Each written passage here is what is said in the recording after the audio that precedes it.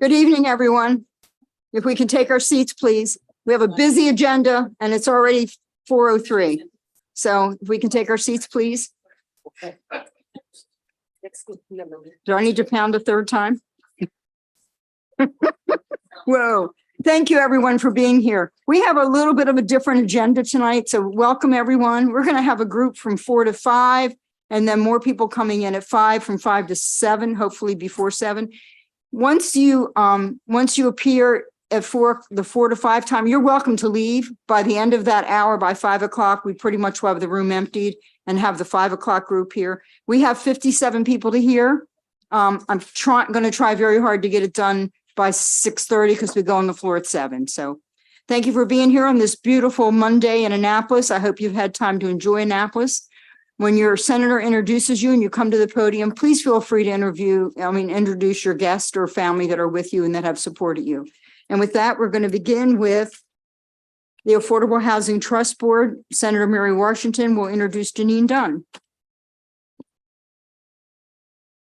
Madam Chair, thank you, committee. It's my honor to endorse the nomination of Janine Dunn, Esquire.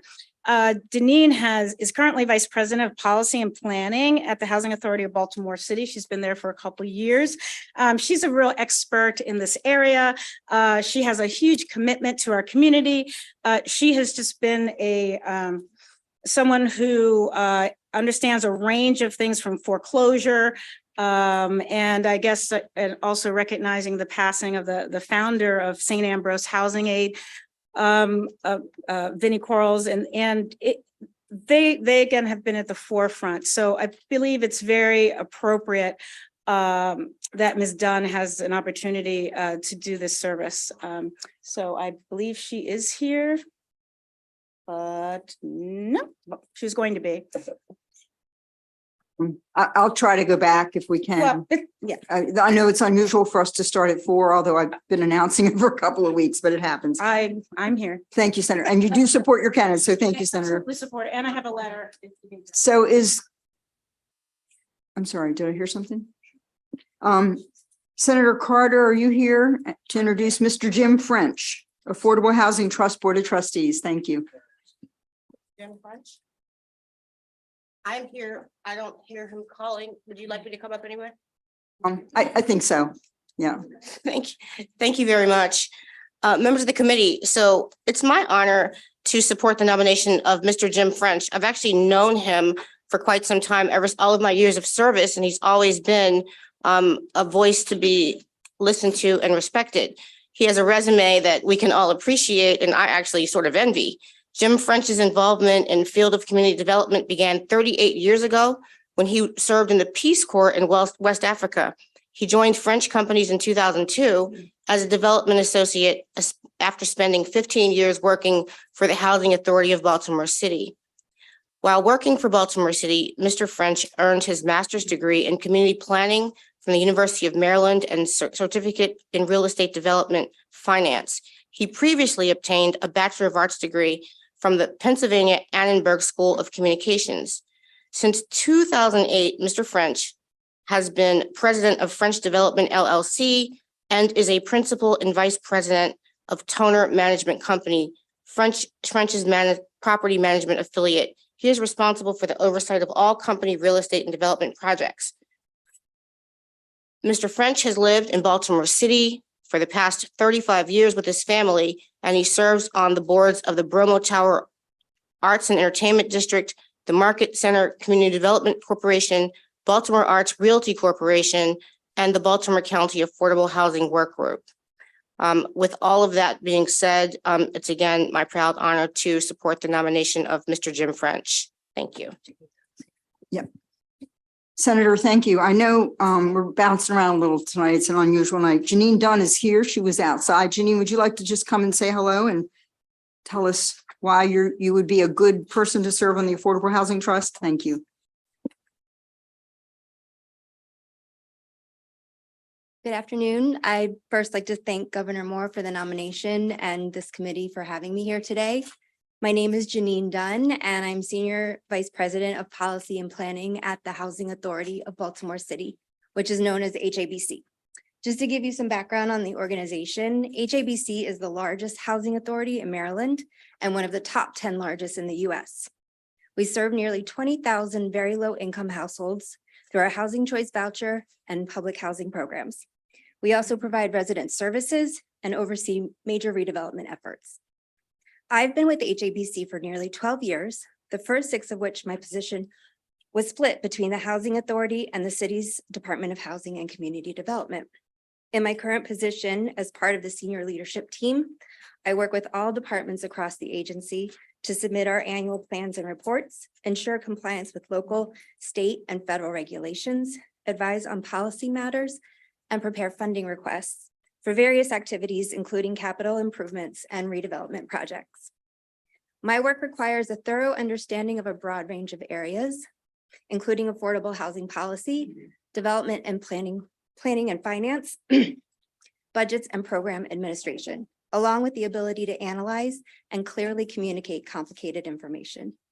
This role has also provided me with the opportunity to collaborate on a regular basis with affordable housing organizations throughout the state and public housing agencies and industry groups nationwide. Through my current and past experience, I've gained a solid grasp of the need for affordable housing in Baltimore City and the state of Maryland and throughout the country, as well as issues and barriers that residents face and the importance of approaching community development in a holistic way. My career has been dedicated to helping people, both renters and homeowners, to access healthy and stable housing that they can afford. And it would be an honor to represent HABC on the Maryland Affordable Housing Trust Board of Trustees. Thank you, and I'm happy to answer any questions. Thank you, Ms. Dunn. And I'm sorry that we were a little confused about the time you were to appear, but I'm glad that you're here. So thank you very much for your service. Any questions for Ms. Dunn? Thank you very much. Thank you so much. Have a good afternoon. So I'm sitting here looking at a schedule that's numbered 1 to 57, but then there's little times on the side and I missed the little times and I apologize. But Senator Carozza, you have 2 people for the Chesapeake and Atlantic Coastal Bays Critical Area Commission. Would you like to introduce Mr. Michael Chandler and Mr. Patel so they can get back to the shore? Thank you. Thank you, Mr. Chandler. If you want to stand up. For the record, Senator Mary Beth Carozza representing Somerset, Wycomico, and Worcester counties, and I'm here to introduce and to support the nomination of Michael Chandler for the Critical Area Commission for the Chesapeake and Atlantic Coastal Bays. Mr. Chandler lives in Snow Hill, Maryland. He grew up on the shore on the Virginia side, but now is on the Maryland side. He is in a leadership position at Cisco, one of our major employers, a market finance business analyst. He's also a pastor at African Baptist Church. And when we talked a little bit about his interest in this commission, it was clear that his love for the environment and looking at this regionally became very apparent. So I'm pleased to introduce and to support Mr. Chandler's nomination for this commission. Thank you, Senator. Good afternoon. First, thank you, Governor Moore. Thank you, Madam Chair Lady, for the opportunity to stand before you all. I am just grateful for an opportunity to serve this great state of Maryland. Thank you, Mr. Chandler. Do we have any questions? This is a really important commission, and I appreciate you being there. What was that? Thank you. No questions? Thank you, Mr. Chandler. Next, Senator, you want to introduce Mr. Patel? Yes. Mr. Patel. I'd also like to introduce and support Mr. Hitesh Patel's nomination to serve on the Chesapeake and Atlantic Coastal Bays Area Commission. And for the record, Senator Mary Beth Carozza, Somerset, Worcester, and Wycomico counties. And I've known Mr. Patel for the past 4 years and really was very uplifted when I heard he was nominated to this. He is part of a 3-generation family business coming over from India to the Crisfield area and having his family involved in Summers Cove Motel, where some of you may have been, when we go down to Crisfield for the annual Talls. Mr. Patel has also been a community and business leader with just became the Chrisfield Area Chamber of Commerce president this year. And I also want to note, and I know this from being in many community meetings with Mr. Patel, of his deep commitment to moving Chrisfield and Somerset County forward and understanding the local area and understanding the importance of the Critical Areas Commission as we move forward in growing Chrisfield and Somerset County. And also on a personal note, he's very humble, so I'm not sure he would share this. His motel, Summers Cove Motel, is receiving an award, the Choice Award, on later this month. And his children, two of his children are state archery champions, and one of them has been a champion 2 years in a row. So with that, I introduce and strongly support the nomination of Mr. Patel for this important commission. Hello, good afternoon, everyone. I want to thank Governor Moore for nominating me, and I want to thank all the Senates for having me here. I won't take much time. It is really important for the Chrisfield and Shore for me to be part of this, because from the experience of that, it's good for probably for the state and our region. So I want to thank you. Any questions? Thank you, Mr. Patel. Do I have any questions for Mr. Patel? It's a really important position and we appreciate your service. Thank you. So Senators, next we're going to start at the Economic Development Commission of Maryland. You'll see 4 o'clock next to all those times, and it is a long list, but we're going to be on that commission for a while. So President Ferguson, would you like to introduce Nia Banks, please?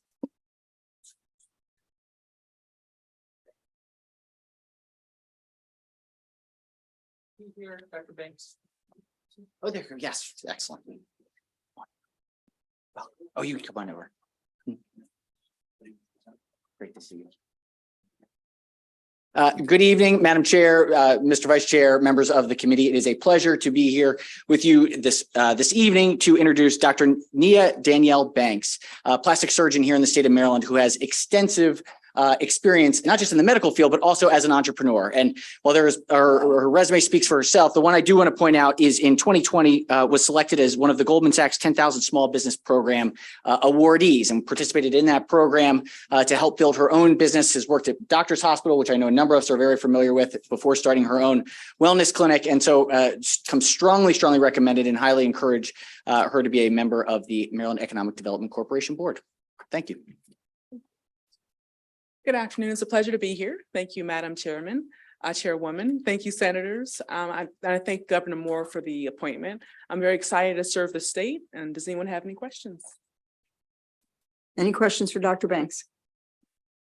Thank you very much. Great. I understand with a lot of our doctors, they don't feel like they know how to run a business. They know how to do medical care and not necessarily run and start a business. So I think you're going to be very helpful to this board. Thank you. Is Senator Brooks here? There he is. Senator Brooks, would you like to introduce Nakia Drummond? Nakia Drummond, is Ms. Drummond here? Oh, would you come on up, please? Chair Bidle and members of the Vice Chair Hayes and members of the committee. For the record, I'm Senator Brooks, representing the 10th Legislative District in Baltimore County. With pride, I introduce Ms. Nakia L. Drummond. She is a management consultant and strategist, education, small business, and DEI expert, a professional community builder, and speaker and facilitator. Ms. Drummond is a results-driven leader and an educator. She brings over 15 years of experience in developing and executing equity-based organizations, strategies, and initiatives. You know, she has a diversified background in business and education and management. She has a Master of Arts in Teaching from Johns Hopkins University and a Bachelor of Science in Marketing from Pennsylvania State University. Her resume sort of speaks for itself, but without any ado, I present to you Ms. Nakia L. Drummond. Thank you to Governor Moore. Thank you, Madam Chairwoman, and senators. I'm joined with my husband, my mother, and my son, my favorite people in the world. I'm very happy to be here with them and all of you. I'm excited for the opportunity to serve the state of Maryland, my community, and those whose voices aren't always heard in these rooms. Any questions? Do I have any questions at all for this nominee? President Ferguson. President Ferguson. I just want to second the nomination. Ms. Drummond is a phenomenal individual. We worked together on a number of different issues in the past, and she will make an excellent addition. So thank you.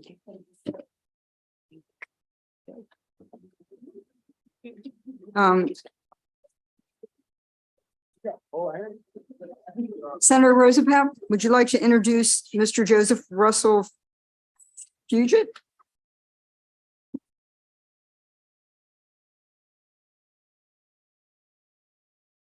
Here. Do you want me to proceed or do you want to wait? Is he here? I don't see him. He's checked in. He's checked in. There's a lot of people outside. There he is. Mr. Fugit, you're in the right place at the right time. Thank you. Thank you. Madam Chair and members of the committee, I'm here to introduce and endorse Mr. Fugit for a member of the Economic Development Commission. As you can see from his resume, he has a diverse small business background, entrepreneurial spirit, including being in the minor league baseball business, which to me is the ultimate entrepreneurial experience. And I think he'll make a great member of the commission. Mr. Fugit? Are you? He's right here. Right here. There you are. Come on up. I'm sorry. It's his first time. Thank you very much. Thanks for having me. Thank you to Governor Moore for nominating me. Thank you, Senator Rosenpepper, for the warm introduction. And of course, I also want to thank my friend and fellow Georgetown Prep alums, our Senate President, Mr. Ferguson, Mr. Bill Ferguson. I'm excited to be here today to serve on this commission. Had a chance to begin to review the TEDCO Competitive Innovation Report to see where we are in the state, and we're not doing as good as we can be. And I look forward to being part of the solution to help grow this state and grow this economy, attract more businesses and jobs, and do so in a way that's equitable and inclusive for all the citizens of this state. So thank you for your time today. Perfect statement, Mr. Fugit. Thank you. Any questions? Any questions for Mr. Fugit? Thank you very much. Thank you, everyone. Work here is done. Senator McKay, would you like to introduce M. Elizabeth George?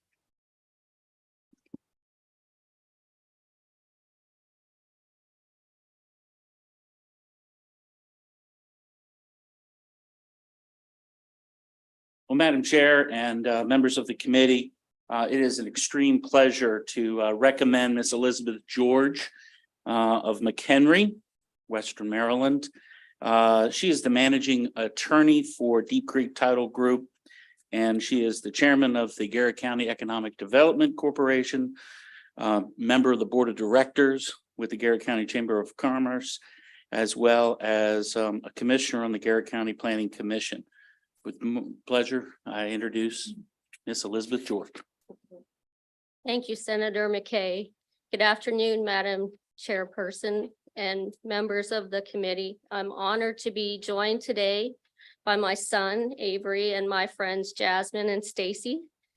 It's a real honor for me to be nominated for this commission, and I'm thankful to the governor for his appointment of me. I thank you very much for your time today. It's an honor for me to serve the state of Maryland. Thank you. Ms. George, thank you for being here. You have quite a trip from McHenry to Annapolis, so hope you enjoyed the drive. Thank you very much. Thank you. Is Senator Kelly here? Here she is. I think. No, maybe not. Okay, we'll go back. We'll wait just a minute for Senator Kelly. How about Senator Crozier? You have another nominee on this list. Sandeep, I'm going to mess this up. Gopalan.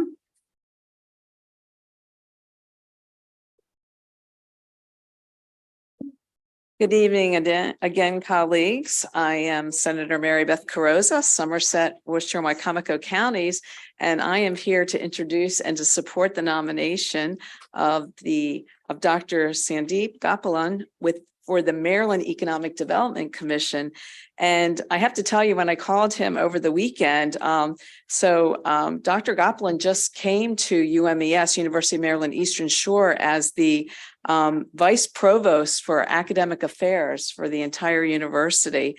And he is moved from, and he's in the process of moving his family, coming from Carolina University in Winston-Salem, North Carolina, and is now living in Salisbury. And we had the opportunity to talk. Some of you may know that UMES has a fine aviation school, one of the few in the state. And when Dr. Goplin and I talked about this appointment to the Maryland Economic Development Commission, he shared his service on the Arizona Aerospace and Defense Commission, where he was appointed by Governor Napolitano in Arizona back in 2005, and you were the chair for 2 years, 2006 and 2007. So bringing that experience to Maryland. On a personal note, I have to tell you, I've had conversations with Dr. Heidi Anderson about her leadership team and the importance that she's focusing on tying all the different pieces of academia, economic development, and industrial development. So having Dr. Goplin's experience here on this commission, I think would be a real asset, not only for University of Maryland Eastern Shore and the Shore region, but for the entire state of Maryland. So I'm pleased to introduce and support Dr. Goplin. Thank you very much, Senator. Madam Chairwoman and Senators, it's a huge honor and pleasure to be nominated by Governor Moore to this commission. I'm deeply grateful to the Governor and the Lieutenant Governor for the appointment. And my family, my wife, Victoria Ellenberger, and my son, Alistair Gopalan, could not be here today, but I'm very grateful to them for everything they do to support me. I'm profoundly grateful for the opportunity, and I hope humbly to help reverse some of the slide that the state has had in its competitiveness relative to other states in the sense of how businesses around the country perceive the state to be competitive and attractive for businesses. And I hope in a small way to bring some evidence-based policy recommendations in this space. So thank you very much indeed. Thank you very much for being here. I'm going to back up. Mr. Seth Goldman is here. His senator is not. So if you'd like to come to the podium, I'm going to just do a quick introduction. Pretty impressive. Co-founder of Eat the Change. So Mr. Goldman was an early co-founder of Honest Tea, and now Eat the Change is a brand that empowers consumers to make dietary choices aligned with their concerns around climate and health. Two really important issues that we address constantly. Daily.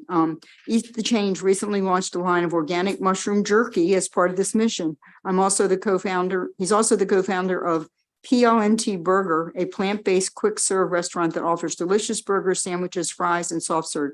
Very interesting, Mr. Golden. We're pleased to have you here and to have you nominated for Economic Development Commission. Thank you, Madam Chair. I'm honored to be here, and I'm confident that our state's best economic opportunities for our state and for our citizens are going to come from businesses that have yet to be formed or are just forming.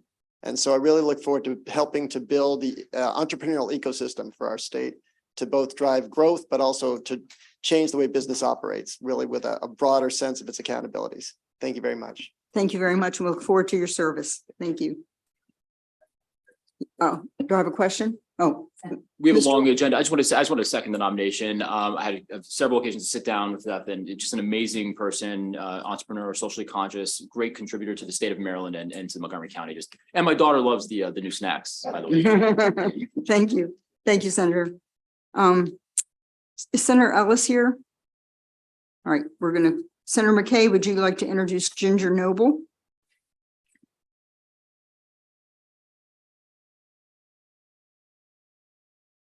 Thank you, Madam Chair, commissioners, committee members. How about that? I'm going to tell you that I have an awesome and wonderful candidate for Economic Development Commission Board. Ginger Noble, I have known for many, many years. She spent 22 years with the Maryland Department of the Agriculture. She's a volunteer fireman. She's also been Western Maryland Vice President of AFSCME Council Number 3, Central Maryland AFCIO Secretary. But more especially, the #1 title that she has, at least in my book, is she's my friend. Yeah. So without a doubt, here's Ginger Noble, please. Now that he's completely embarrassed me, I'm blushing. Thank you. Thank you, Madam Chair, and all the senators for my nomination today. Thank you to Wes Moore and Aruna for their nomination. I greatly appreciate that. I grew up in a business. I also grew up in agriculture. And my life is helping people. So I want to continue to do that, not just as a state employee, but in this commission. So thank you for your time and nomination. And thank you again, Mike. Thank you for being here. I don't see any questions. Senator Watson, would you like to introduce Dana Stebbins?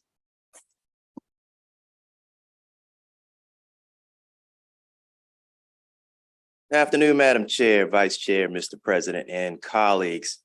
Senator Ron Watson from the 23rd District representing Bowie and Upper Marlboro, and I am so pleased to be here to recommend the nomination of Dana Stebbins for the Maryland Economic Development Commission.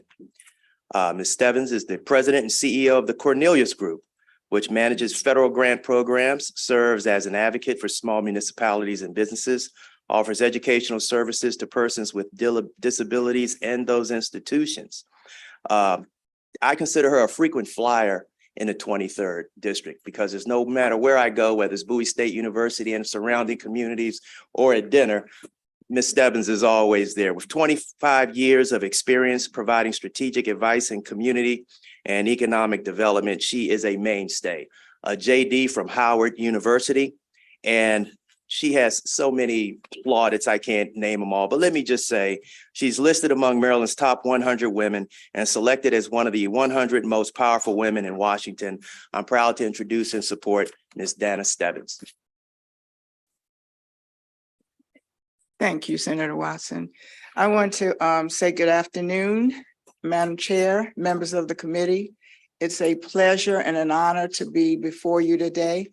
I'd also like to thank the appointment secretary for all of her help in preparing me to get ready for today's hearing. Her word was brevity, so I'm going to try to stick to it.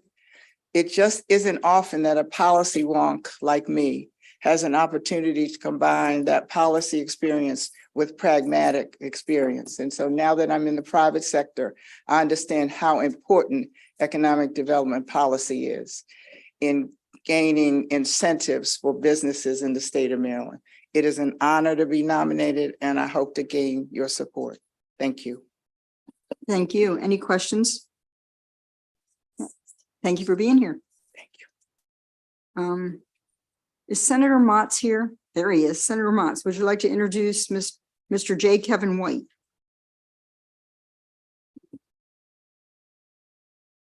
Thank you, Chair, Madam Chair, Mr. Vice Chair, Senate President. It's an honor to be here representing District 37, Senator Johnny Mounts, Talbot, Caroline, Dorchester, Wacomico counties.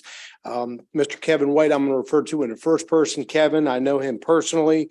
When I first saw that he was being nominated, I can tell you all I did was smile. If you check his resume, Hopkins School of Business, U.S. Army Command Staff College, Amphibious Warfare School, United States Naval Academy. What does that have to do with economic development, right? Well, that's what made me smile. And I know Kevin as a person, he is a compassionate, caring man and a phenomenal person. After his service, he took upon himself the entrepreneurial route. He came up with a company. It's called Global Vision 2020, and not many people have heard of this. His company has created an eyeglass that's adjustable. It's a very affordable, inexpensive eyeglass. Most of them are given away. Retail, I believe there's $5 to $8. He's delivered more than 250,000 of these eyeglasses to over 65 impoverished countries around the world, focusing in Central America, Africa, and Asia. How we came about getting Kevin's nomination, I want to congratulate Secretary Edwards and Governor Moore. He will serve the state of Maryland and the administration wonderfully. So it's my honor to introduce Mr. Kevin White. Kevin. Thank you, Senator. Madam Chairman, thank you very much. I'd also like to thank the governor for this nomination, and I really do look forward to serving. My grandfather served 24 years in the Air Force. My father served 26 years in the Air Force. I only served 20 years in the Marine Corps, so they said I still have some time to serve. So that's why I'm here. So any question, I'm happy to be here. Thank you very much. Thank you for your service. Do I have any questions at all for Mr. White? No, thank you very much. Thank you so much. The vice chair is going to read a letter or part of a letter from Senator Muse for Miguel Wilson. So Miguel, are you here? There you are. Thank Here's you. Miguel. Good afternoon, Madam Chair, members of the Executive Nominations Committee. Brother Augustine, I think Brother Muse is leaning on the shield this evening. He couldn't be here, so I'm gonna be on his stay. He's written a letter on behalf of Mr. Miguel Wilson, simply saying, I'm writing to offer my full endorsement of Mr. Miguel Wilson, who is nominated by the governor to serve on the Maryland Economic Development Commission. Mr. Wilson is a well-renowned businessman and menswear designer, and he has the leadership and knowledge to improve the business climate in Maryland. In addition, Mr. Wilson has years of professional experience in education and business administration. He is known throughout the community, and he embodies integrity and sound judgment. He would be a great asset to the Maryland Economic Development Commission. In closing, thank you for the consideration and the favorable nomination of Mr. Miguel Wilson. Sir, it's up to you. Thank you so much, Senator. Madam Chairwoman, committee members, thank you so much for having me. I want to thank Governor Moore for my nomination. It's a great honor to serve the state in which I went to high school, in which I've grown and developed in. I'm in all of the resumes of everyone else on the committee. So I would say I'm excited about working with everyone and to help move this state forward with new business opportunities. Thank you very much, Mr. Wilson. Any questions for this nominee? Thank you for your service. Thank you. Senator Washington, will you introduce Christy Weiskyle, if I have that right? Hello, colleagues. For the record, Senator Mary Washington, representing the 43rd Legislative District, another great 43rd District resident. Christy Weitzel is a fierce advocate of the Baltimore region, but also of Maryland. She is currently the senior advisor to the president of Hopkins, but also specifically in the Center for Innovation and Entrepreneurship. You have her resume, but what's particularly relevant is the fact that since 2013, she's been a part of raising over $3 billion in venture capital funding, has supported and focused over the last 25 years in the healthcare area, which again is a major area, but also was named one of Maryland's top 25 women to watch in 2018 and part of the Leadership Maryland class in 2016. Her startups, she has really focused on making sure that we would continue to grow the population of our center region. She believes that we have so much more to give as Maryland to those to start our businesses, to grow those businesses.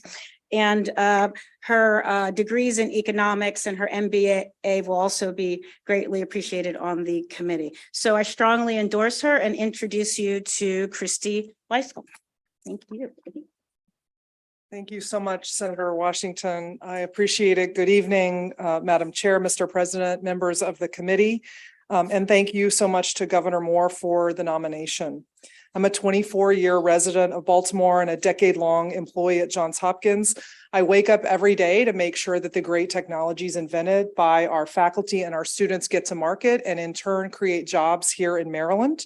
I would be honored to serve on the Maryland Economic Development Commission, continuing this work to ensure that our state is moving toward advancement and opportunity for all. Thank you. Thank you very much. Do I have any questions at all? No? Thank you for your service. Last person on this list for 4 o'clock for economic development is Senator Hedelman. Are you here? For Scott Zakown. You all are really testing me on these names tonight.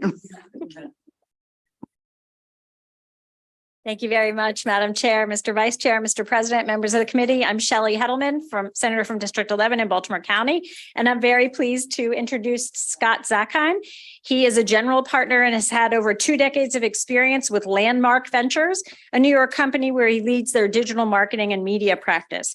He's worked with a dozens and dozens and dozens of clients, helping to drive their digital and e-commerce technology efforts. Prior to joining Landmark, he served as a strategy consultant with Booz Allen Hamilton, serving clients in the Department of Defense and Department of Homeland Security. He holds an MBA in marketing from the Robert H. Smith School of Business and an undergraduate degree in history from Columbia.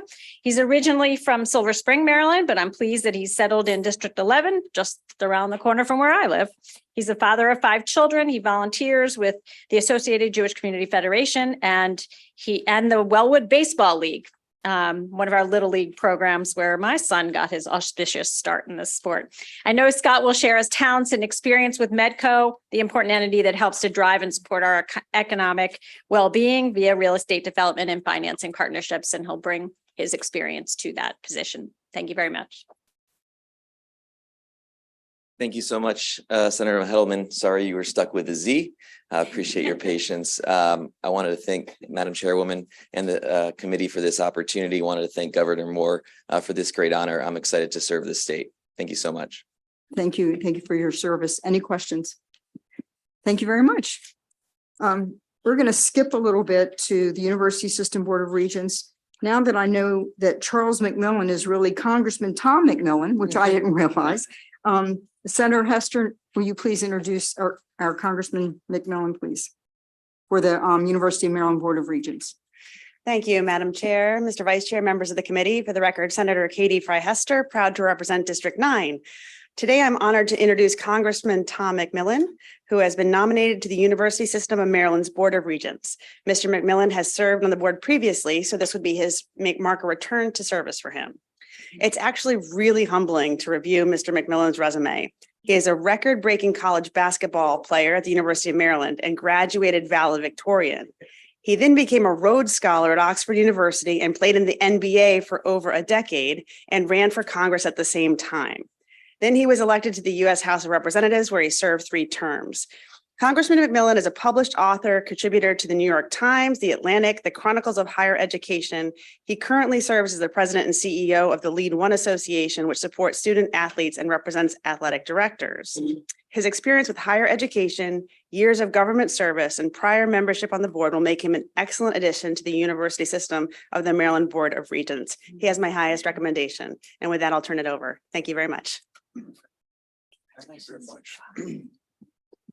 Senator, thank you very much. And Madam Chair, I go by Charles just because I can stay anonymous that way. It's really an honor, members of the committee, an honor to be nominated by the governor, and higher ed is my passion. And I just look forward to serving the state and to make our system the best in the country. Thank you very much. Thank you, Congressman. We have some questions. President Ferguson first. Thank you, Madam Chair. And just it's great to see you. Just for the second, the nomination just has been a phenomenal advocate on behalf of higher education in the state of Maryland and all the other issues, and just appreciate your willingness to continue to serve. Thank you, Mr. President. Thank you. Vice Chair. Thank you, Madam Chair. Mr. McMillan, is a question that I typically ask those who are reappointed. And since you've had a break in time, I'm not asking you to answer. So it's more of a statement. Our historically Black colleges and the universities are near and dear. I pride myself in saying that I represent 50% of the HBCUs in Baltimore City. I would ask, as you serve this term, that you would consider how do we continue to make our HBCUs more competitive as we go forward. I'm not looking for an answer, but congratulations on the nomination, but I hope you would take that with you as you fill out your years of service. Could agree with you more. Thank you so very much. Thank you. Congressman, I just want to thank you for continuing to stay involved. It's so easy to ride off into the sunset after you've done the great work that you've done, but we look forward to having you continue to serve. Thank you. Thank you, Madam Chair. Any Thank other you all. questions? Appreciate Any it. other questions?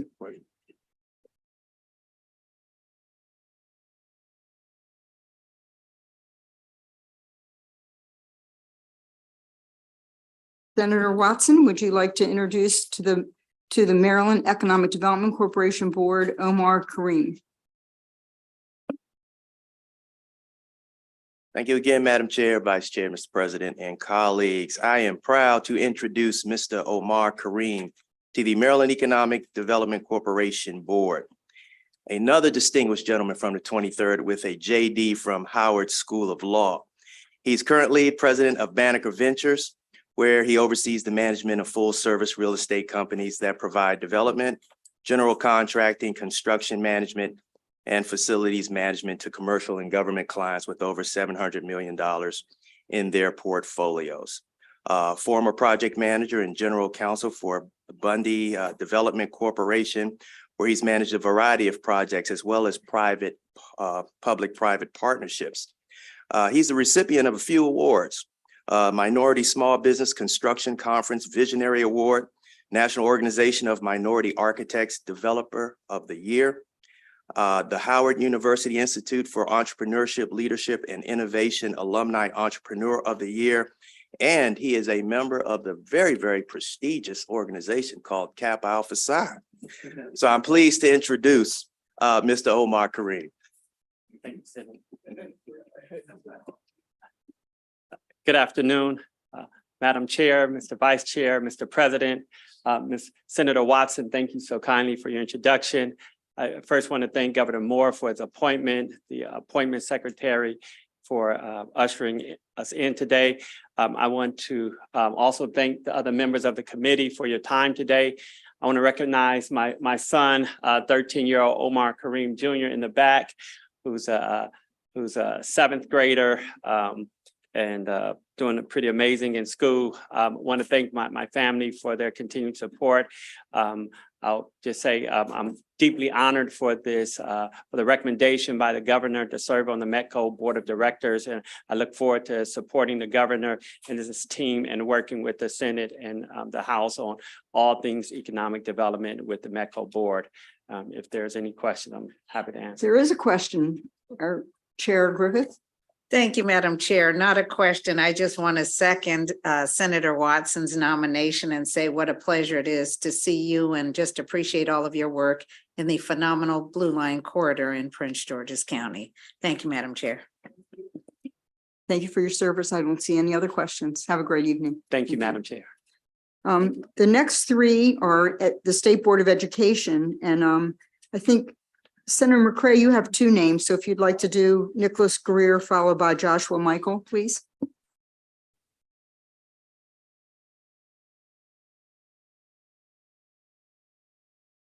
Thank you, Madam Chair and Mr. Vice Chair, Mr. Senate President, members of the committee. It looked like I hit the jackpot in reference to education in my district. But I got the fortunate opportunity to be able to introduce Mr. Nicholas Greer. And being able to talk with Mr. Greer, just knowing that him and his wife, Amy, are raising their daughter. One of the things that I think about is when we think about education in the city of Baltimore, he taught at one of the best public schools, Baltimore Polytechnic, for several years. Not only did he teach, but he was also Baltimore City Teacher of the Year, 2009, 2010. Mr. Greer is at this time worked in nonprofits for several years, currently doing consulting at this moment, but really, really proud, Madam Chair, to be able to introduce my constituent, Mr. Nicholas Greer. Yes, sir. Thank you. Thank you, everyone. Thank you to the Moore administration, Secretary Edwards, President, for inviting me and honoring me. Thank you to the Free State PTA for having your faith in me. Thanks for the really kind words. I am excited to show all of our children, including my daughter, Beatrice, and Omar Jr., I think he just walked out, that we value them as much as they should be valued and that they can have access to the highest quality education in the state. Thank you. And Mr. Thank you for your service and for teaching. I really honor any teacher. I substituted for 3 days and that was enough. After 3 days, I wanted to go too, but some of us stay. Any questions at all for Mr. Senator Hershey? Thank you, Madam Chair, and Mr. Greer, congratulations on being Teacher of the Year. Obviously, that's very important. You just mentioned real quick, you wanted to thank the PTA. Are you considered the one of the members that shall be a parent of a student enrolled? Yes. In a public school? That is you. Okay, me. that's what I wanted to make sure. And then finally, just a little bit more difficult, but one of the publications you wrote that's on your resume. Let me just get back to it. I got a bunch of pieces of paper here.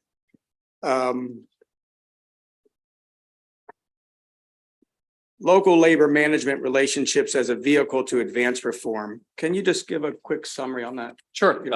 I did that during my time at the United States Department of Education in the Obama administration. I worked alongside a team of, I think it was 12 to 15 teachers from around the country, and we followed for 3 or 4 days at a convening, one of a kind, for the very first time it ever existed. Unique collaborations between school unions and school leaders across the country. And we interviewed them, learned from them, learned what they could do in really innovative ways. A good example is the very innovative teachers contract that was done in collaboration with the Baltimore City Schools back then. And we were trying to learn and understand and ascertain to teach other school systems and other unions the best ways to collaborate with one another in order to push progressive policy. Okay, I understand that. And finally, just again, because you are the teacher member, how do you think our school systems How do you think our school systems can do a better job of engaging and listening to parents? Oh, I mean, right now, I think we have a really unique opportunity because parents have gotten an opportunity to see schools in a really unbridled way and in a more intimate way than they ever had before over the last 2 years during the pandemic. I'd like to surge that energy. I'd like to engage them. I think one of the best ways that we can do that is to actually connect with them where they are. One of the hardest things for any parent, including myself, and I'm sure anyone else who's in this room, when you're working, it is really impossible to go to schools and go to places where the meetings are happening. We need to find ways to get to the parents where they are at the times that they can actually have the energy to meet with us. Okay, I appreciate that. Yeah, thank you very much, Madam Chair. Senator Reedy. Thank you, Madam Chair. Just a quick question for you as well. As it relates to how you would view, you're going to be the parent representative, how you would view the way that the board deals with the paid staff and the superintendent. Is your view that the board is the entity overseeing the conduct of the superintendent and the staff of MSDE, or is it you're more there to help them implement their vision?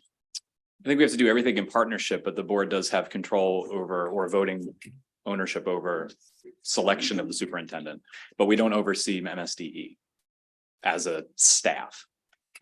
So, right. But you would say it's the executive level that will report to you all, and you obviously have hiring authority when the time, when and if time comes. Okay, and then I think just also, what would the state board's role? What do you think the state board's role should be as it relates to addressing school systems that are struggling?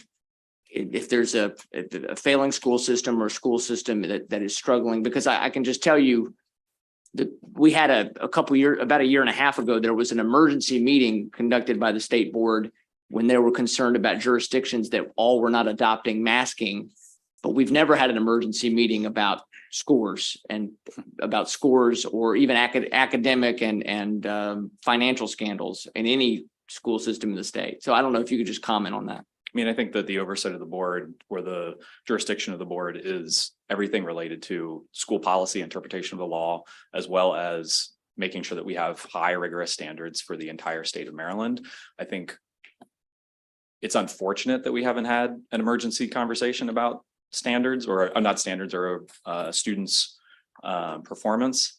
I would say by looking at data, I think we can certainly begin to collaborate more with the school systems. I actually have had plenty of experience working in school systems and in the schoolhouse level and at the national level.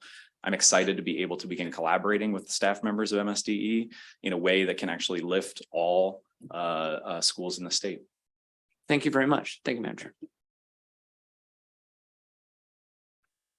Mr. Croza.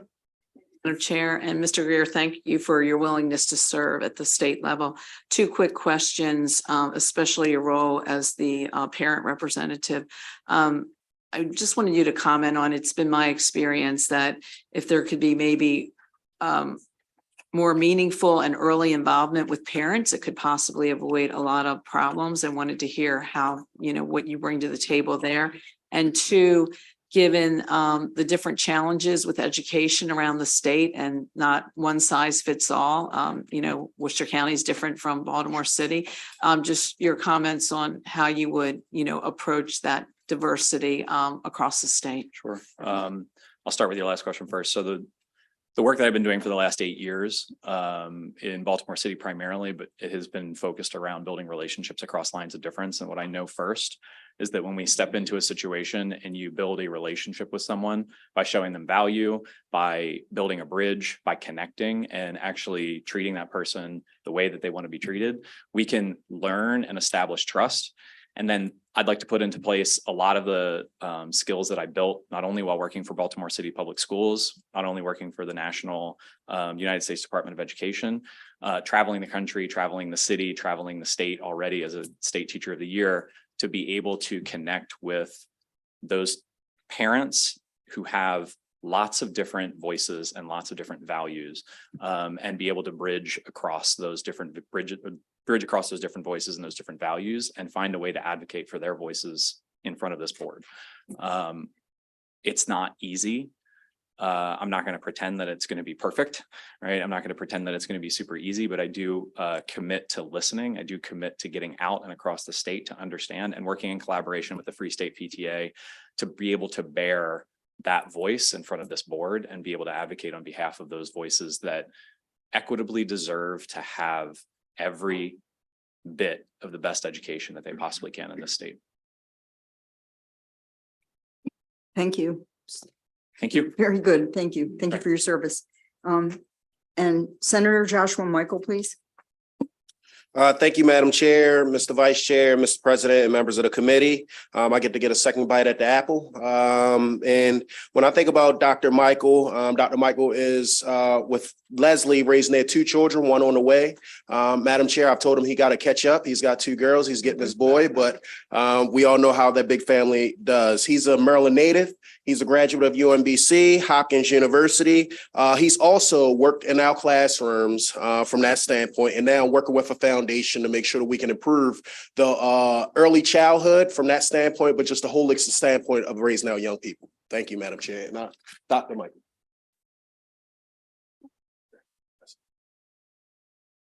Madam Chair, Mr. Vice Chair, Senators, deeply honored, humbled to be nominated by Governor Moore and Secretary Edwards to serve as a member of the Maryland State Board of Education.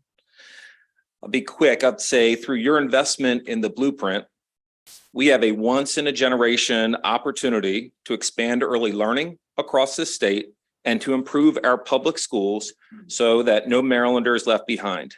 I'll say emphatically, the State Board of Education is the linchpin in translating investments into outcomes for our state.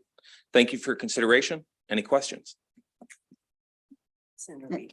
Senator Riddy, you have a question? Thank you, Madam Chair. I was really glad to hear, thanks for being here and for your willingness to serve. I was really glad to hear you, the last line about outcomes. One of the frustrations that I've had over the years, and some of my colleagues that have ended up sometimes voting against things that talk about spending more on education, is we feel like the way we measure success is inputs and it should be outcomes. So, I mean, I do appreciate the comment.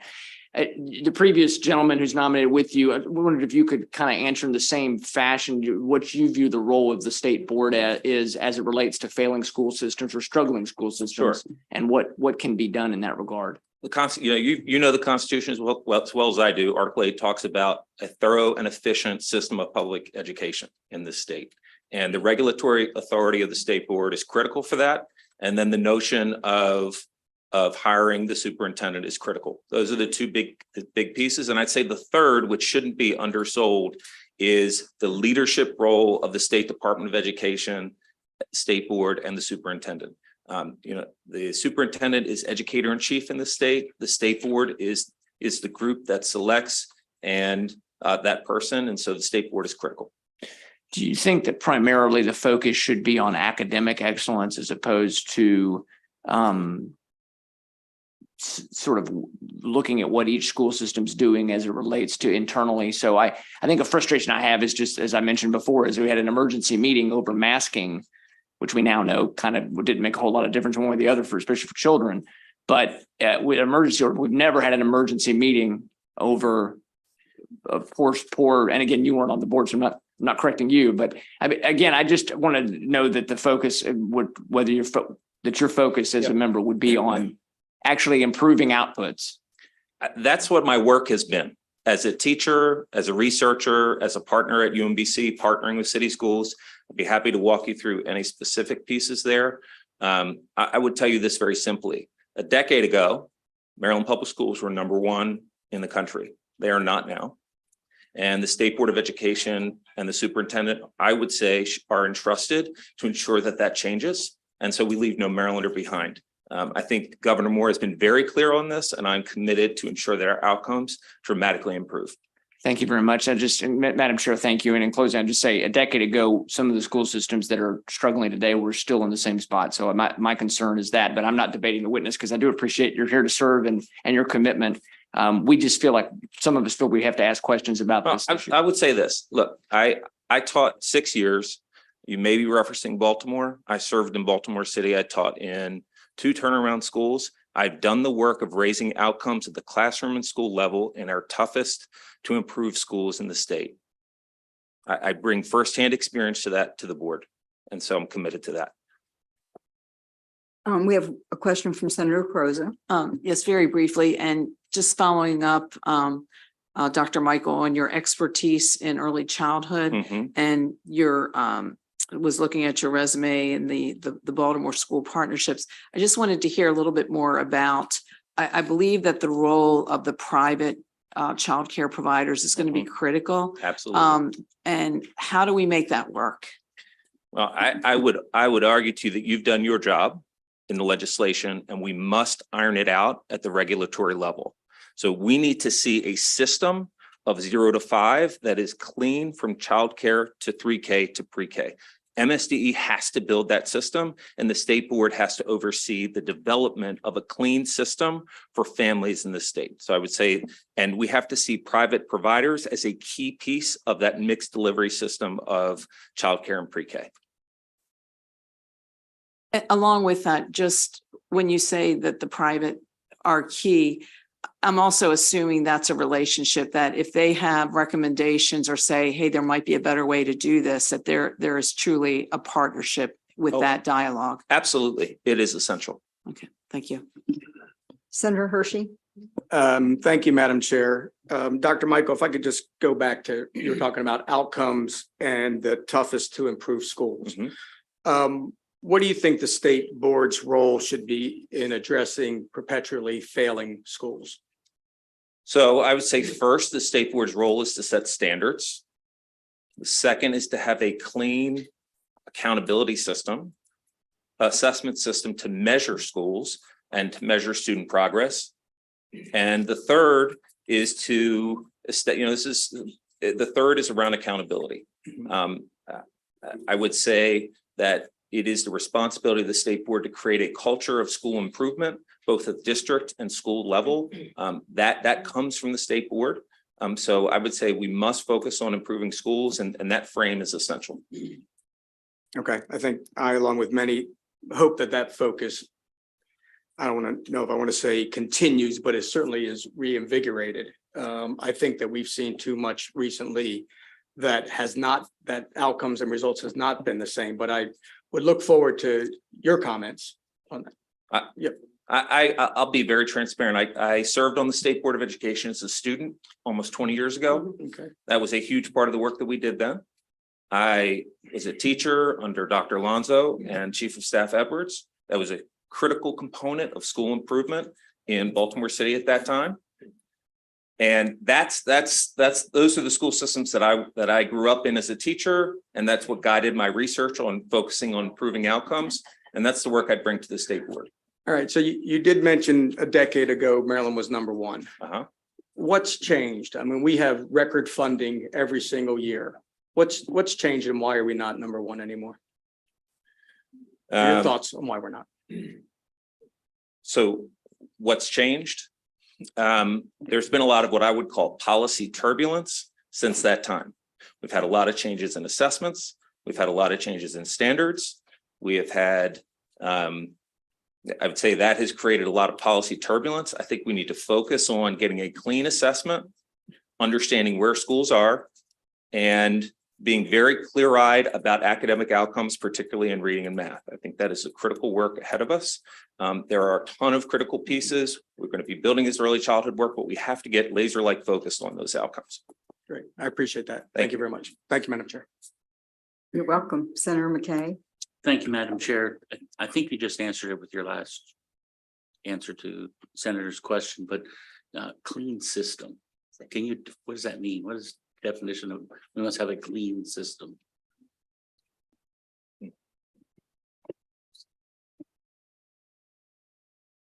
I would say a clean system. I'd say one of the key priorities of the state board is to ensure that the State Department of Education becomes a stronger department in serving local education agencies, and as over time developing and supporting teachers and school leaders in a much stronger way. There is a rich tradition of that at MSDE. I think it in the past, and I think it's essential that we get back to that moving forward. Perfect. Thank you very much. Thank you, Madam Chair. Dr. Michael, thank you. I've been very impressed with your answers tonight. You must feel like you're being cross-examined, but Hey, it deserves it. The state board needs the best people, so I appreciate your attention and I to it. think you and certainly Dr. Greer are two really important additions. So thank you for your service. Thank you. Senator Mary Washington, you have the final nominee tonight for the State Board of Education, and it's Ms. Irma Johnson. Good. Thank you. So if Senator McCray has hit the jackpot, I hit the lottery with my representatives that I've brought forward today from the 43rd Legislative District. The State Board of Education clearly is very key to our success. It is the head of the Maryland State Department of Education. There are 14 people who set our education policy, as well as our standards, but also are the key to ensuring that our children and our parents and our school systems do well. Dr. Johnson really is someone who has led this fight, especially when it comes to our young people who with disabilities. She has her teaching in special education, her BA in special elementary education. She's been an assistant superintendent. She received the Best School Principal Award in 2005. And she's also been someone who really wants to ensure that all of our students have a world-class education and understands the importance of our department, our school board in that. And we look forward to having a school board that is engaged and committed. And so it's my honor to present to you Dr. Irma Johnson. Thank you so much. Good afternoon, Madam Chairperson, as well as members of the committee. It is my pleasure to stand before you this afternoon, and it's also a joy to be considered to work with the students and parents in the state of Maryland. Thank you, Governor Moore, for this opportunity. Ms. Edwards, also thank you for this opportunity to work in collaboration with the local school systems to create opportunities for all the students in the state of Maryland. I thank you again. If there are any questions, I stand ready. Thank you, Ms. Johnson. Do I have any questions for this nominee? Thank you very much.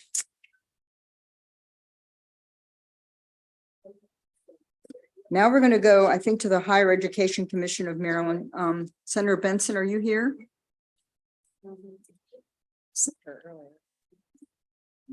There she is, Senator Benson. You have two nominees tonight. I think two. They're both your nominees. Chiki Agu, if I can say that right, and Sheila Thompson. So if you can present your two nominees, thank you.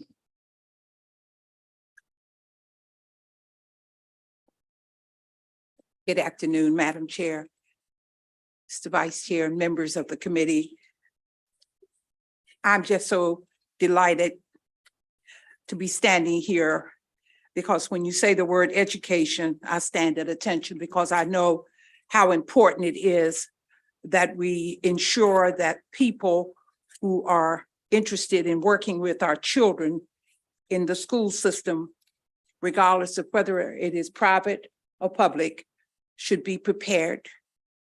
And it is with just a genuine pleasure for me to present to you all this afternoon two people that I know come fully prepared to serve in this wonderful capacity. The first is Chaik Agu. If you were to look at the resume, you would truly understand that here is a person that is truly prepared to serve on this higher ed commission. An attendee of the Wharton School, University of Pennsylvania, Harvard Kennedy School of Government, Harvard Graduate School of Education, Tufts University. But the thing that really impressed me as I looked through this resume was what appeared at the bottom. This is an educator who's been in the trenches, who understands what it's like to teach in a classroom, but it's also a person who understands how to manage a school system or to manage in a school, understands the need for technology. I could go on and on talking about how impressed I am with this person who is so interested in helping to raise the bar for the great state of Maryland. A Fulbright scholar, Teach for America Excellence Chartered School, was a teacher, taught school, taught second graders. How about that?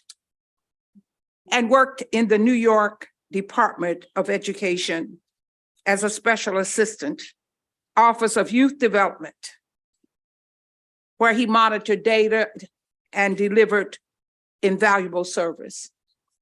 And so I would ask you all to carefully look at this resume and agree, as I agree, that this wonderful, wonderful person who has made a decision to dedicate his life to making it better for the education of future generations.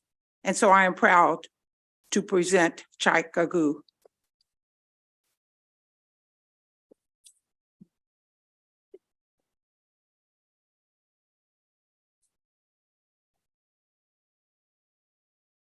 I will try and keep it brief because I know the docket is long. I want to thank Governor Moore for the kind nomination. I want to thank Appointment Secretary Edwards, and I want to thank the senator and all of you for being here today. All I will say is, on behalf of me and my wife and my two kids who we are raising in Prince George's County, I'm so honored for this nomination. And the reason that I care about serving on the Maryland Higher Education Commission so much is my own personal life. My family is from a far and out of the way village in Nigeria that most Nigerians themselves will never go to and never visit. My parents grew up on streets that were unpaved with Peace Corps volunteers in their classrooms, and I am the first person in my entire family born in America. And I get to stand in front of all of you because of American higher education, because they got the chance to come to the United States and study at American public universities. And my hope would be on this commission that I can help replicate that same opportunity for others, that which my family has enjoyed. So I thank you so much for the honor and the opportunity, if so chosen to serve, and happy to take any questions. Thank you, Mr. Agu. And you do have some questions. I'm going to start with my Vice Chair Hayes. Thank you, Madam Chair. Thank you so much, Mr. Chigi, for coming before us. I think I mentioned earlier the importance of our HBCUs and a valuable history that they have. Most recently, we've appropriated based off of the results of a lawsuit, which is an embarrassment for the state of Maryland that we have to respond to lawsuits in that manner to provide education to our young people here in the state of Maryland. I am under the understanding that there still remains a willingness to duplicate some of the courses that are provided at our HBCUs that distinguish them from other institutions. I would just simply ask that as a member of the Higher Education Committee that you keep an eye on this. and make sure that the richness that these institutions bring to the state of Maryland are maintained here in our great state. So 100%, sir. thank you. Appreciate it. Thank you, Senator Augustine. Yes, sir. Chike, it's great to see you. You've really Senator Benson actually undersold all of your qualifications, particularly your work on closing the digital divide for the people of the United States. So it's just really fantastic. I just want to second the fact that you are going to bring your immense talent to the state on this board. So I just want to second that. Thank you. Thank you, Senator. Senator Sinor. Thank you. Just to follow up with Senator Hayes's question, do you have an opinion on that issue of program duplication? I think we need to invest in our HBCUs to make sure that they can not only stand on their own, but also deliver the unique value proposition that they can deliver. As someone who works right now at the U.S. Department of Labor, who meets with companies on a regular basis, who want diverse, amazing STEM talent, we have had to remind them that there are lots of institutions that are devoted to that, and they are called our HBCUs. And so I think the question of program duplication is a really important one. I think it's one that definitely needs to be watched to make sure that HBCUs get the deference that they deserve. But I also think there's a step further to go, which is HBCUs bring unique value to the labor market that has to not be overlooked. So in many ways, yes, it's about making sure that we're not duplicating programs per se, but it's also about how are we developing the unique prospects and the unique abilities that HBCUs have, from Morgan to Bowie and all the institutions besides. So I think it's an important question. I think I'm where you are, but I think there's even a bigger question about how do we make sure that HBCUs can deliver on their unique value proposition, which the labor market, for instance, really needs and really demands. And you realize with program duplication, it affects more than just our HBCUs, right? Absolutely. And we're really looking at how that overlaps with the rest of the system as well. Thank you. Thank you. Thank you, Senator. Any other questions for Mr. Agu? Thank you very much for your service. Thank you, ma'am. And Senator Benson, you're going to come back to the podium for Sheila Thompson. Dr. Sheila D. Thompson. I have to tell you all, I am immensely proud of this beautiful, wonderful, outstanding woman. She is retired from the U.S. Department of Education. She has a PhD from Howard University, but guess what? She had her start in education from Morgan State University. Then she went on to Michigan State, where she earned her master's degree. Her resume is very, very impressive if you all take a look at it. The one part that really impressed me was that she saw and has seen a need for stressing two of the most important subjects in the life of children. And you all know that I'm an educator. And she believes, as I believe, if we don't get our children prepared in reading and math, we don't have to worry about a future because they won't excel in the other subjects. Reading and math are the foundation for excellence when we talk about our children. And so she has overseen lots of research that deals with math and reading and the education of children. But if you look further, she's also very much involved in her church, Reed Temple. Those of you who are familiar with Prince George's County, that little church that's out there in Glendale. Just kidding.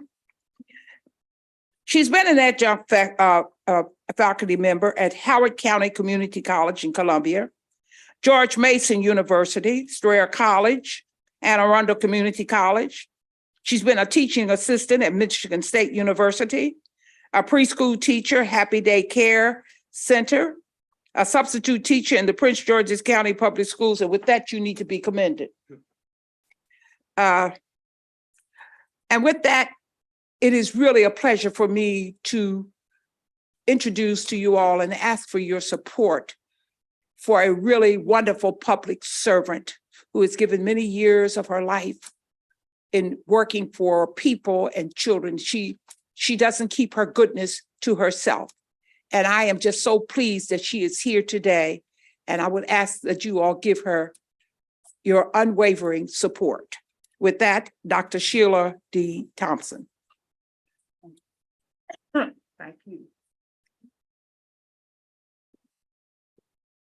Thank you for the kind words, Senator Benson. Good afternoon, Madam Chairwoman. Good afternoon, members of the committee. And I'd like to also thank Governor for his appointment, nomination, suggestion to you all. I would like to take the time to introduce my husband, who I met at our National Treasure at Morgan State University. It's a treasure that I left and keep dear to my heart, Glenn Thompson.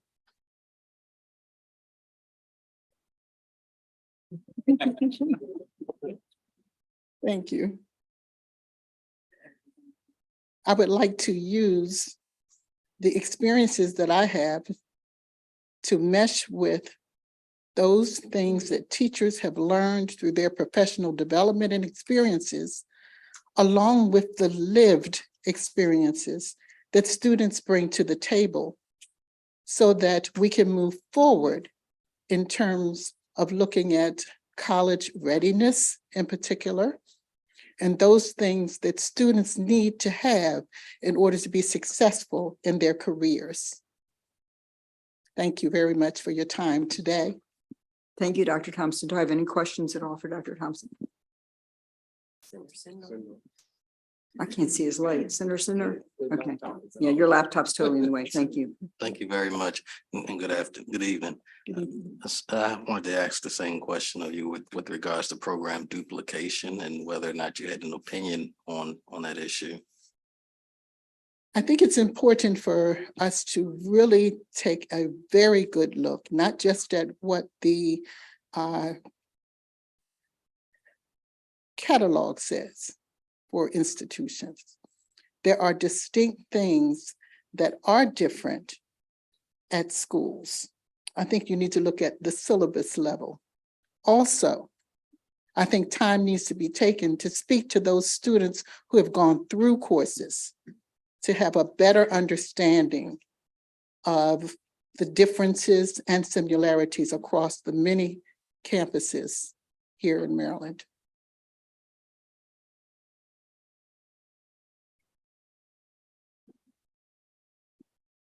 Senator, are you finished? Thank you very much, Dr. Thompson. Thank you for very your much. service. So if you're wondering where we are on this list of 57 people, it's now 5:20 and we have 11 more people on our 4 o'clock schedule. And I say that to the senators because I don't want to cut anyone short, but if the senators can be brief in their introductions, it might help us get to the floor by 8 o'clock. Thank you. So next we are the Board of Physicians, right? Just a minute. Okay. So next I'm going to ask Senator Elfreth. Are you here, Senator? There you are. Senator Elfreth. Will you introduce Dr. Ingrid Connor? Thank you. Thank you, Madam Chair, Mr. Vice Chair. I will be brief. I had a wonderful discussion with Dr. Connery this morning, and where she highlighted, as you can see in her resume, her deep experience with hospital administration that I think will be a tremendous asset to the State Board of Physicians. And with that, and reflecting your notes, Madam Chair, I will yield to the nominee. Good afternoon, Madam Chair, Vice Chair, and committee members, and thank you. I have worked in hospital quality departments for 28 years, the last 6 years as Chief Quality Officer at University of Maryland Capital Region Health. I responded to Maryland Hospital Association's call for interested applicants to this position that needed either risk management or quality background. That's the public member part of the Board of Physicians. And I did that because I truly believe in quality and safety for all people in Maryland. And so thank you for Maryland Hospital Association for submitting my name to the governor, for the Governor Moore for accepting and submitting my nomination to you and for your consideration today. Do you have any questions for the doctor? No? Thank you very much for your service. Now going to move to Procurement Improvement Council. Senator Wallstreicher. Is Senator Wallstreicher here? Yep, there he is. Avinash Shetty for the Procurement Improvement Council.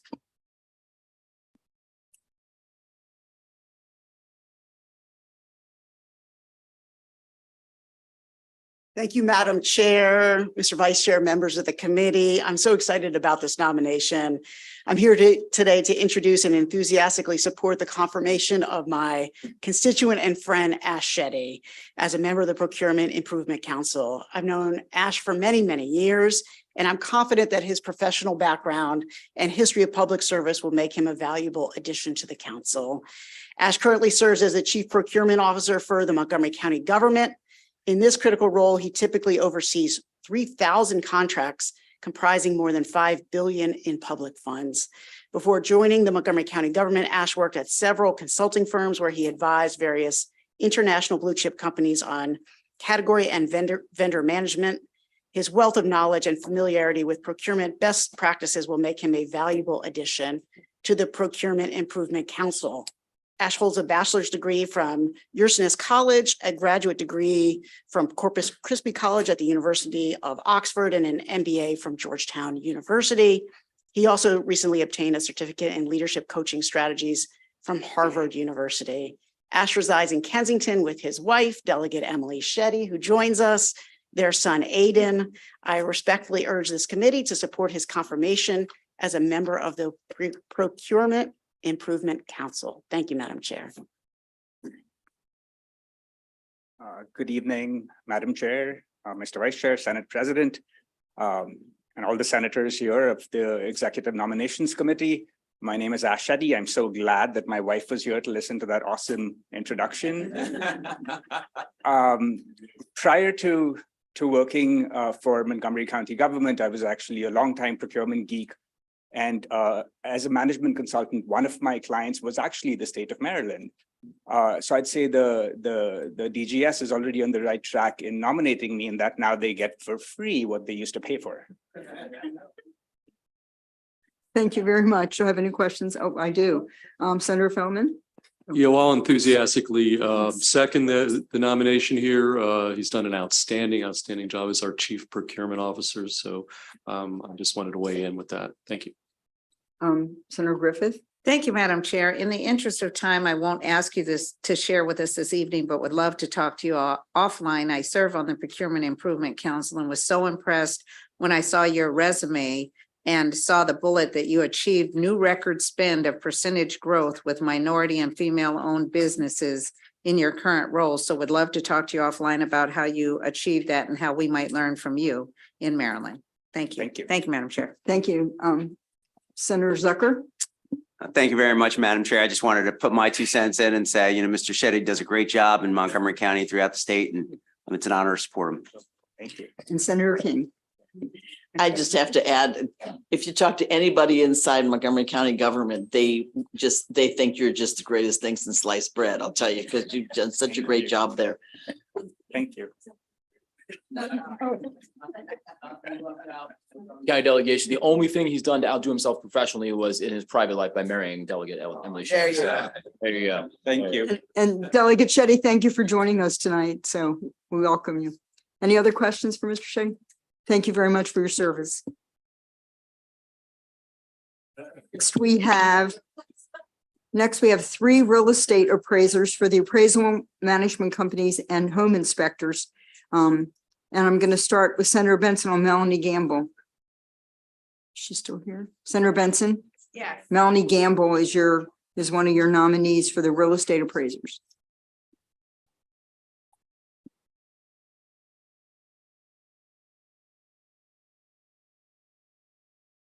This is a nominee for real estate appraisers, the appraisal management companies and home inspectors. Oh my goodness. Let me just tell you all before I have her to come up. I know we were told to make it short. If I were to start talking about the Prince George's Realtors, we would be here for quite a while. This wonderful woman that you see to my left was very instrumental in helping to provide over $2,000 worth of underwear and socks for the children inside the Beltway. They have been so unselfish in helping us with food and clothes. In other words, this wonderful woman, Miss Melanie Gamble, is more than a real estate agent.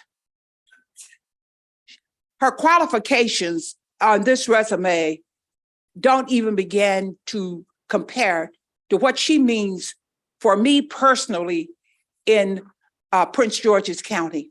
Whenever I have called on Miss Gamble, she has been so unselfish, along with the members of the Prince George's Realtors Association.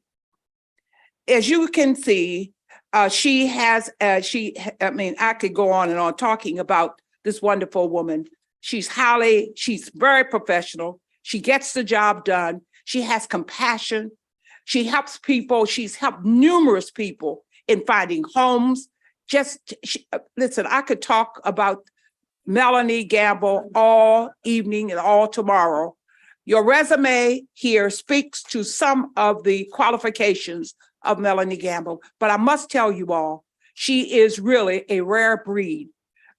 A very professional, unselfish, outstanding, smart, focused woman who makes us all so proud that she is in Prince George's County. So I would present to you Melanie Gamble. Thank you. Madam Chairwoman, Mr. Vice Chair, thank you for being here. I thank the governor for the nomination, and it is just an honor to continue to serve. I appreciate it.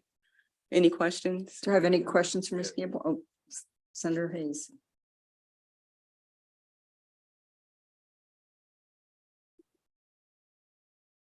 Oh, great. Thank you, Madam Chair. And I'm gonna be very brief. I know there's 3 people that's being appointed to this commission. This has been on my radar over the last couple of years. There's actually 2 pieces of legislation that I had this year to address appraisals and the disparities that exist in communities of color and robbing people of their wealth. And so I would love to at some other time talk to you more in depth, but please, when you get a chance, take a look at the legislation. We're creating greater pathways, as less than 1% of our population of the profession of appraisals is actually people of color, and there's other barriers that are, stymieing wealth from many communities. And so I say this aloud because I know there's 2 other people, but definitely will like to follow up offline with the 3 members that's been appointed to this commission and seeing how we could have better outcomes here in the state. Would love to, Senator. Thank you. Do I have any other questions for Ms. Gamble? No. Thank you very much. Thank you. Senator Carter, will you please introduce Rachel Osland?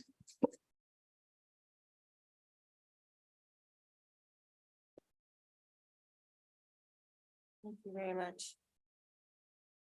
Good afternoon again, Madam Chair and members of the committee. Let me first start by incorporating by reference the passion with which Senator Benson introduced the prior nominee. And let me also start with you, Mr. Vice Chair, by letting you know that my nominee that I support from my neighborhood is Treasurer of the Maryland Hispanic Real Estate Association, LGBTQ and Real Estate Alliance, and the Women's Council of Realtors. She has also served on numerous other boards and committees pertaining to real estate and dedicated to equity. Ms. Rachel Osland has been a home inspector since 2006. She is responsible for the training and education of home inspectors. She ensures that the home inspectors she trains meet and/or exceed industry standards and state requirements. Ms. Osland has established and maintained cordial and professional relationships with home inspectors throughout Maryland and North America. Those relationships have afforded her an opportunity to view the home inspection industry globally rather than just locally. Her commitment to democracy and housing, her volunteer work in that arena have led to her teaching the public at home buyer seminars throughout the state. In addition, she provides home maintenance education for the mandatory grant program trainings. She is a graduate of the Maryland Realtors Leadership Academy. She is managing partner home inspector for Lodestar Inspection Services, and she is a member of the International Association of Certified Home Inspectors. Ms. Aslan's background and experience make her an excellent candidate to sit on the State Commission of Real Estate Appraisers, and I enthusiastically support her nomination. Thank you. Thank you, and thank you. Thank you, Governor Moore, for the invitation to the nomination. And thank you to you, Madam Chairwoman, for making the elevator work for me as we were all trying to get in the elevator to get to the 4th floor. Thank you very much. And so I thank you all for being here, and I congratulate you and acknowledge you for your work in getting to the last 7 days. I'm here with my husband, Eric Powell, and with some representatives from Maryland Realtors and the CEO and Government Affairs from the Howard County Association of Realtors. And I'm sorry, I didn't get your name and I can't read it there, but I'm looking at adding, there are very few home inspectors of color in the state of Maryland. And so there are very few female home inspectors of any color. So what I'd like to do and I'd like to see is add some people of color to the home inspector profession. But I also think that where that comes from is through home ownership. And once equity and democracy in home ownership is developed, then there will be more appraisers and there will be more home inspectors, and it will be a self-fulfilling prophecy.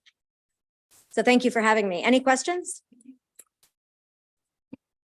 You have great experience you're bringing to this commission, so thank you. Thank you very much. Thank you. And thank you, Guy Gazzoni, for letting me do home inspections with you as well.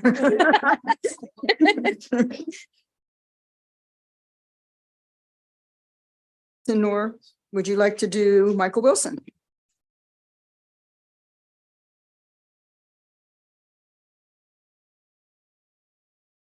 Good evening, everyone. I am here to support the nomination of Mr. Michael Wilson.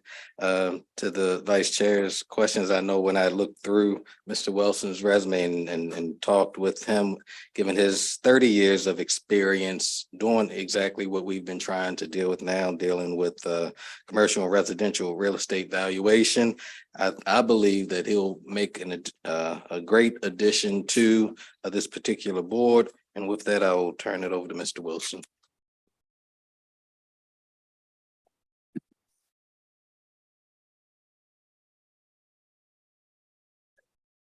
Madam Chair, I would like to just petition the committee for 10 seconds of silence.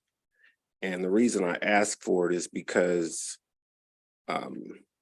hundreds of people are dying in America as we conduct this business by tornadoes, gun violence. It's disconcerting. So just 10 seconds.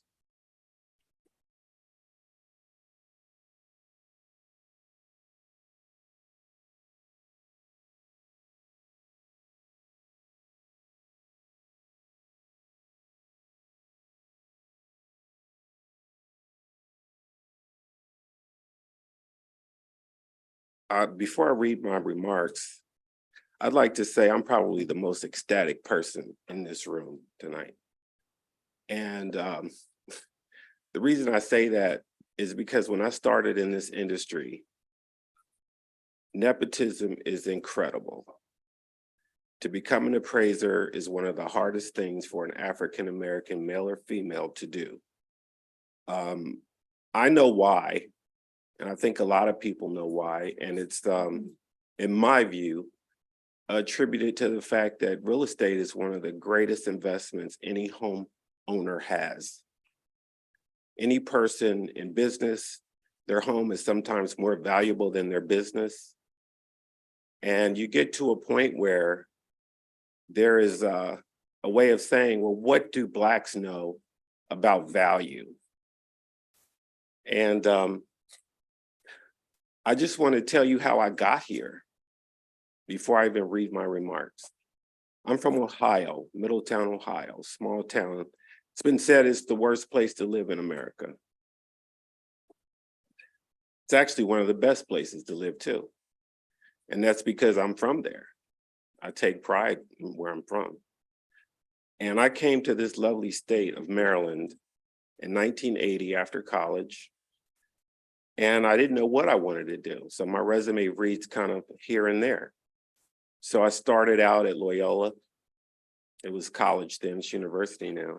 And I said, I'm going to study accounting. I had a BA in economics from Earlham College, a Friends School in Richmond, Indiana. And I said, I think I'll be a CPA. And I thought about it and I finished all my coursework, I was ready to sit for the CPA exam. And I said, well, do I want to be behind a desk all day? And something came to me about being an appraiser, having worked for an auctioneer. And I said, well, I think I'd rather do that. So I applied myself to that. And it wasn't easy to find my way, but I'm going to read my remarks and you'll see why.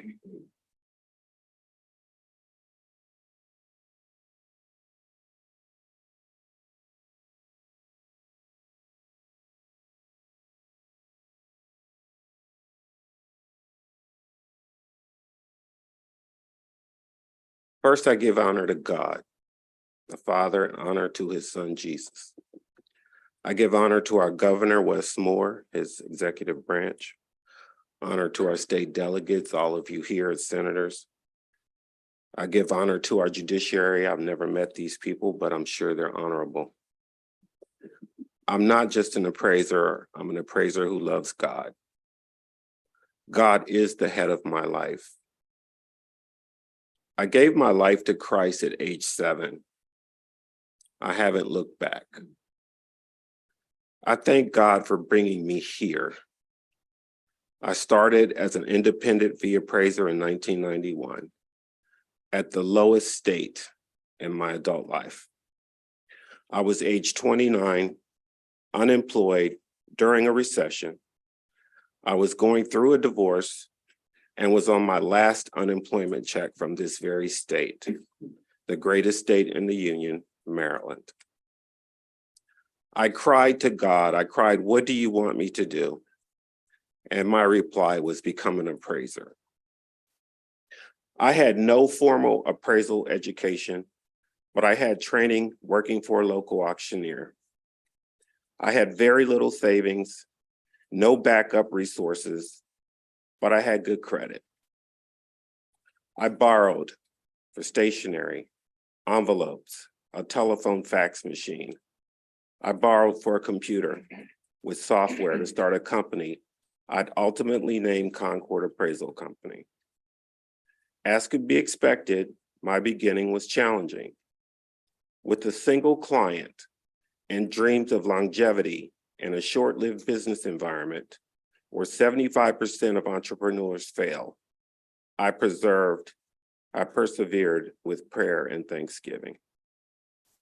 I gave God thanks for giving me the idea to become an appraiser. I gave God thanks for the monies to start up.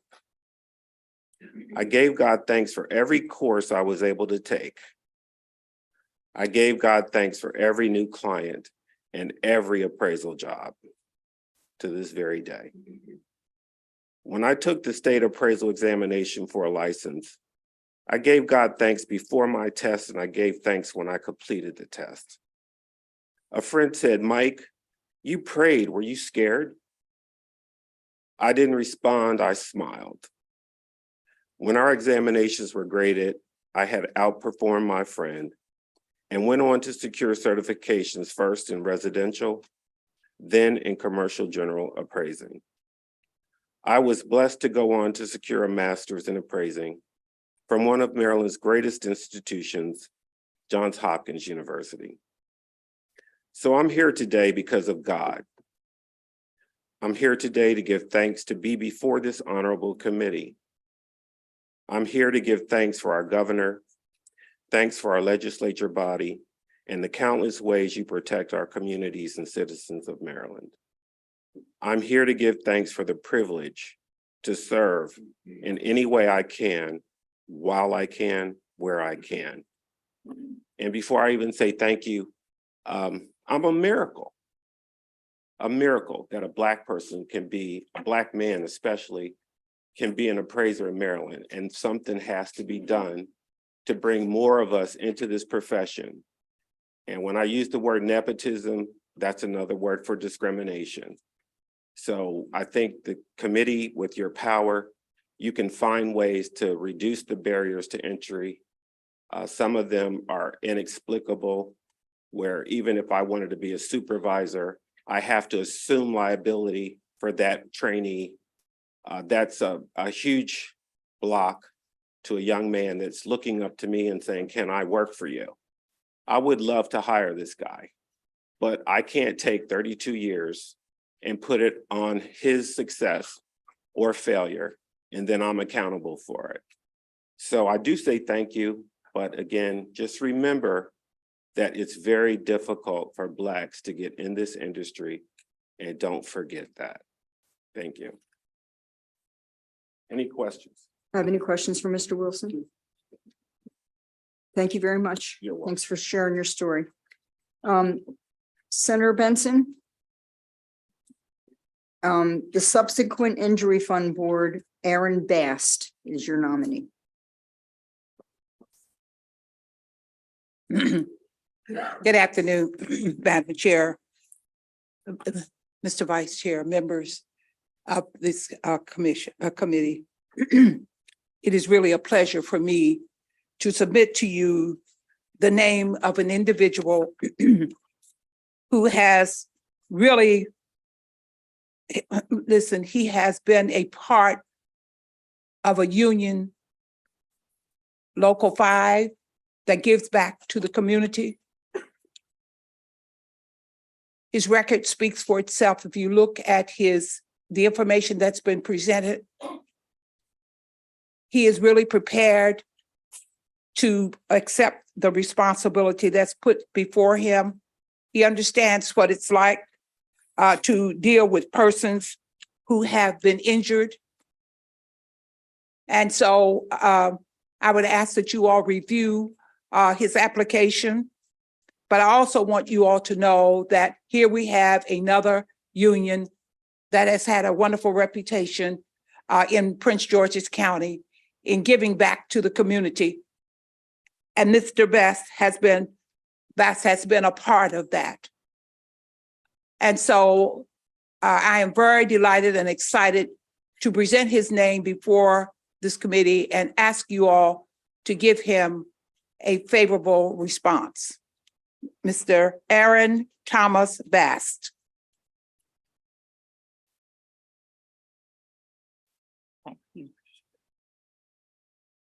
Madam Chair, thank you, committee, thank you. I'd like to thank Governor Moore, and I'm just ready to get to work. Mr. Best, thank you. And I have visited your facility and it's lovely. I mean, the work that you're doing for apprentices is really, truly amazing. So thank you, and thank you for serving. Any other questions for Mr. Bast? Thank you. Senator Brooks, you have 2 for the Subsequent Injury Fund. Would you like to introduce Valerie Frailing and then followed by Sarita Hollyross? Yes, Chair, I certainly would. Val, you want to come on up? Sure. Here again, Chair Bidle and Vice Chair Hayes and members of the committee. For the record, I'm Senator Brooks. I represent the 10th Legislative District in Baltimore County. It is with great pleasure that I introduce Ms. Valerie E. Frailing. She, of course, she's from the district. Her education was at Coppin State College with a master's degree in vocational rehabilitation counseling. Work experiences at the Social Security Administration in Woodlawn, with worked in various capacities as a claim authorizer, processing disability claims and whatnot. Also, she has work experience as at the Afro-American newspaper as a columnist. Yeah, she I'm gonna make it short. She does a lot for the community. She's a good friend, she's a confidant, but most of all, she's a heck of an individual. So committee, I proudly present to you Ms. Valerie E. Frailing. Hey, Ben, you don't. Yeah. Good afternoon. It's indeed a pleasure to stand before this group. I've been a member of the Subsequent Injury Fund Board for 26 years. I've served the past 4 governors. So I'm really excited about being nominated again under Governor Westmore. It's a person I believe in 100%. I want to remind you that when I came before this committee years ago, there weren't that many of you. And I think it was just a couple of rows of seats in there. But what's given me even more pleasure, the opportunity to serve, is to look around and I can name 6 senators in here who I know are personal friends. And all of them were kids when I was before this board. So indeed, I'm honored. I take the committee seriously. We meet every day, once a week on a Monday. For 26 years, I've committed myself to being in Cockeysville, in Hunt Valley, now that we've moved, to represent the citizens of Maryland. A lot of people don't know what the Subsequent Injury Fund Board is, but it's usually individuals who've had previous injuries on their job and they come to the state to look for additional funds. It's been a 3-member board, and the only member that left since I've been there was Dennis German, who served with honor, who passed a couple of years ago. So again, it's a pleasure. I hope you consider me for being reconfirmed again. And when I come back in 4 years, you got to do better about parking. But I have to thank, some seniors coming before you now. But I have to thank my good friend, Senator Hayes, Antonio, Corey, Sidnor, because they saw me coming through and they looked out for me, because I called Antonio and said, I'm headed back home. And he said, no, Val, we'll make it happen. So thanks, guys. And continue to do the great job you're doing. Thank the governor and thank his executive secretary, Trish Edwards. No questions. Thank you, Madam Chair. I'll be brief, but definitely like the second nomination, out of reverence and deference, we often refer to Miss Valerie Fraden as Auntie Val because of who she is to so many of us. Thank you so much for appearing to us. Thanks, Antonio. I loved your office. Thank you for your service. Any other questions? Thank you. And You're supposed to say something.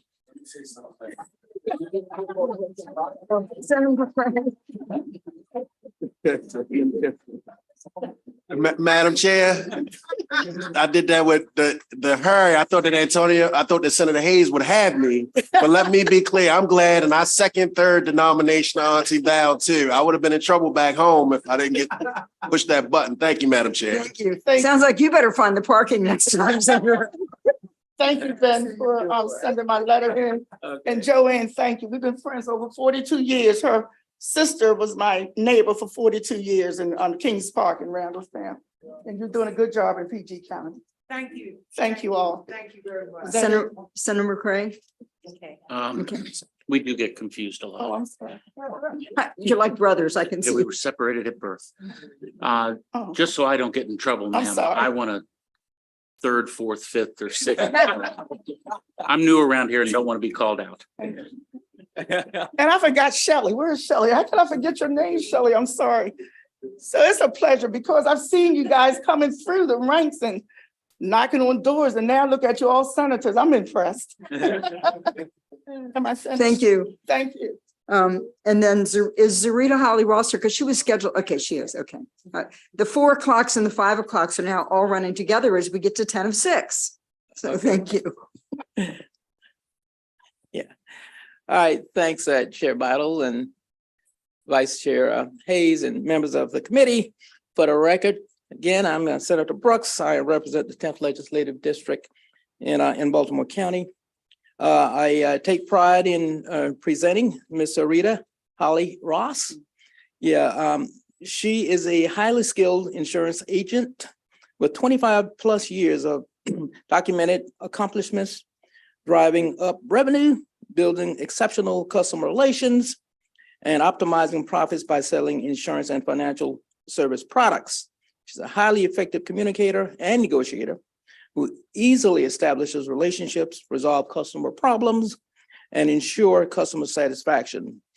You can read her resume for the rest of all of her highlights But here again, I take, and let me also say that she's the CEO and owner of Ross Insurance Agency.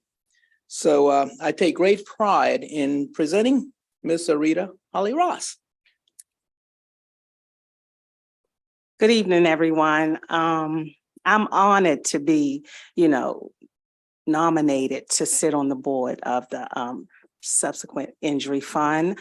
This is my first board seat. Every experience is a learning experience. I want to thank Ms. Tisha Edwards for the nomination and Governor Westmore. And I have 31 years experience in the insurance industry. Are there any questions? I'm sure they'll look forward to having you on the board. Any questions for Ms. Holly Ross? No. Thank you very much. President Ferguson, would you like to introduce Matthew? I can't say that. Okay, to the Maryland Technology Development Corporation Board. Thank you, Madam Chair, Mr. Vice Chair, members of the committee. It is a true pleasure to introduce Matthew Beyondrud, who is just a phenomenal, not only just neighbor, but friend, and will make a fantastic member of the TEDCO board. He's currently the CEO and founder of Cerebro Capital, which is a fast-growing business in the lending industry. He has created truly an incredible business with over 20 employees now, and will be the perfect member of the TEDCO board. Thank you. Thank you, Bill. Madam Chairwoman, Secretary Edwards, members of the committee, thank you so much for having me here. And I want to thank Governor Moore for nominating me for this appointment. It is a true honor and privilege to be able to serve the state of Maryland in this way. And I'm looking forward to, if it moves forward, to use my experience to help attract new companies to the state, help support the entrepreneurs and companies that are already in the state, to be able to do all of that in a way that creates equitable job growth and creates more diverse representation on company boards. With that, I'll answer any questions. Do I have any questions? Thank you very much. Now that's an example of how this is done. So, thank you. Thank you, President Ferguson.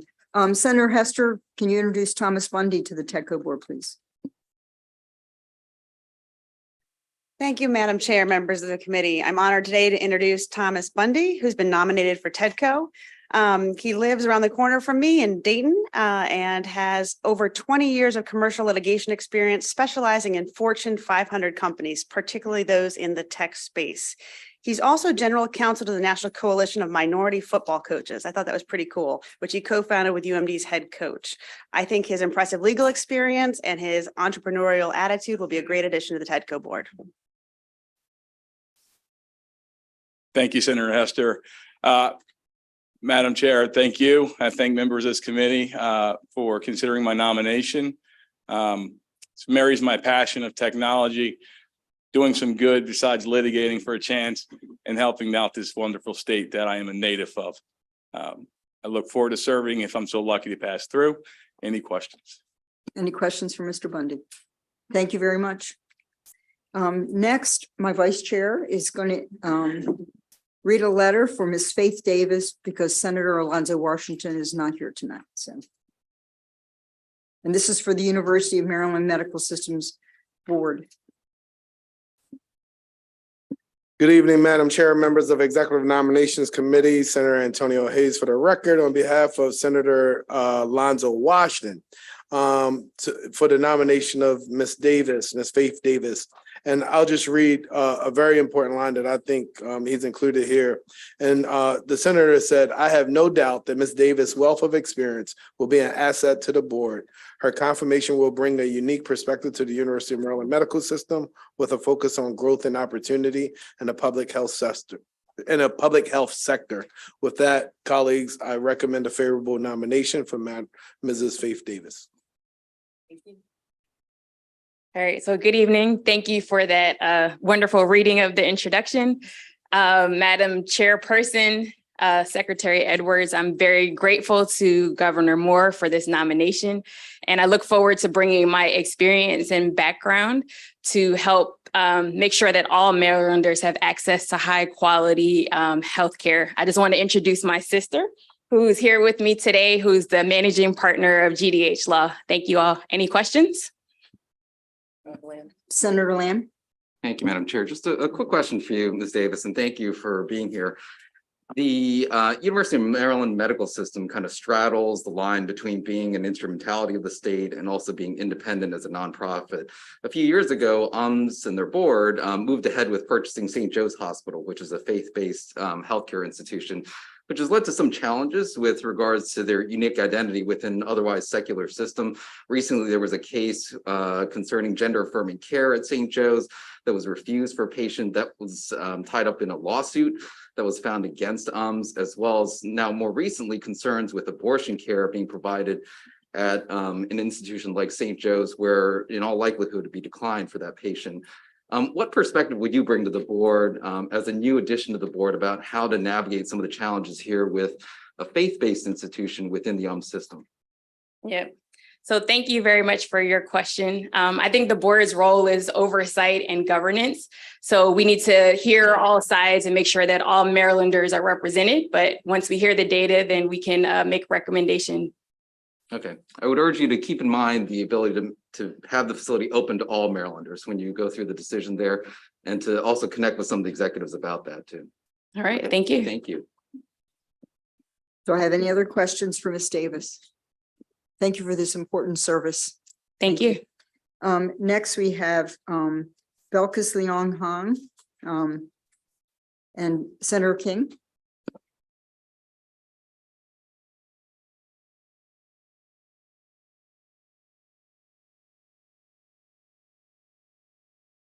Thank you, Madam Chair. This is a special occasion for me because this is the second placement with executive nominations that I've had in over 5 years.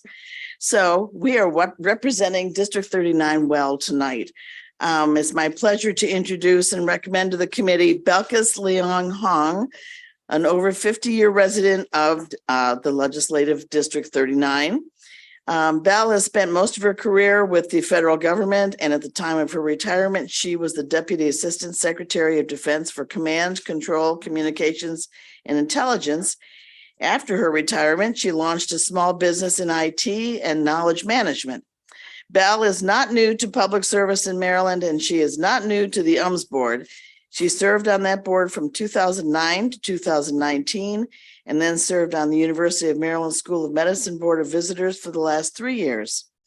Given Val's outstanding experience, her work ethic, and her commitment to public service, it's my great pleasure to recommend her to serve on the University of Maryland System Corporation Board of Directors. And she, I think, was the first person here. She's been sitting here since 4 o'clock very patiently. Thank you so much. Yes. Can you all see me? Yes. I am probably the first short person here. Thank you all very much. Thank you, Senator Kings, Madam Chair, Mr. Vice Chair, and Senators. I am excited to be here, to appear before you for this nomination that the governor has very kindly made for me, and I'm very, very grateful. I stand before you ready to serve, and I'm ready for any questions. Thank you. I've heard just such wonderful things about you and delight to have you. I'm personally delighted to have you back on the UMS board. Senator Lamb. Thank you, Madam Chair. Just very briefly, it's good to see you again, and thank you for the opportunity to be able to speak with you earlier this weekend about your prior experience with the board. As folks on this body know, the board underwent some challenges in 2019 that led to legislation and also many reforms that came as a result of that legislation. I am confident that after speaking with Dr. Sunta, that much of the reforms that were implemented were necessary and have ensured that what happened before will never take place again. But I would like to hear your thoughts on reflecting on your prior board experience and making sure that moving forward, what we saw in the past would not be able to happen again. Thank you so very much for that question, Senator Lamb.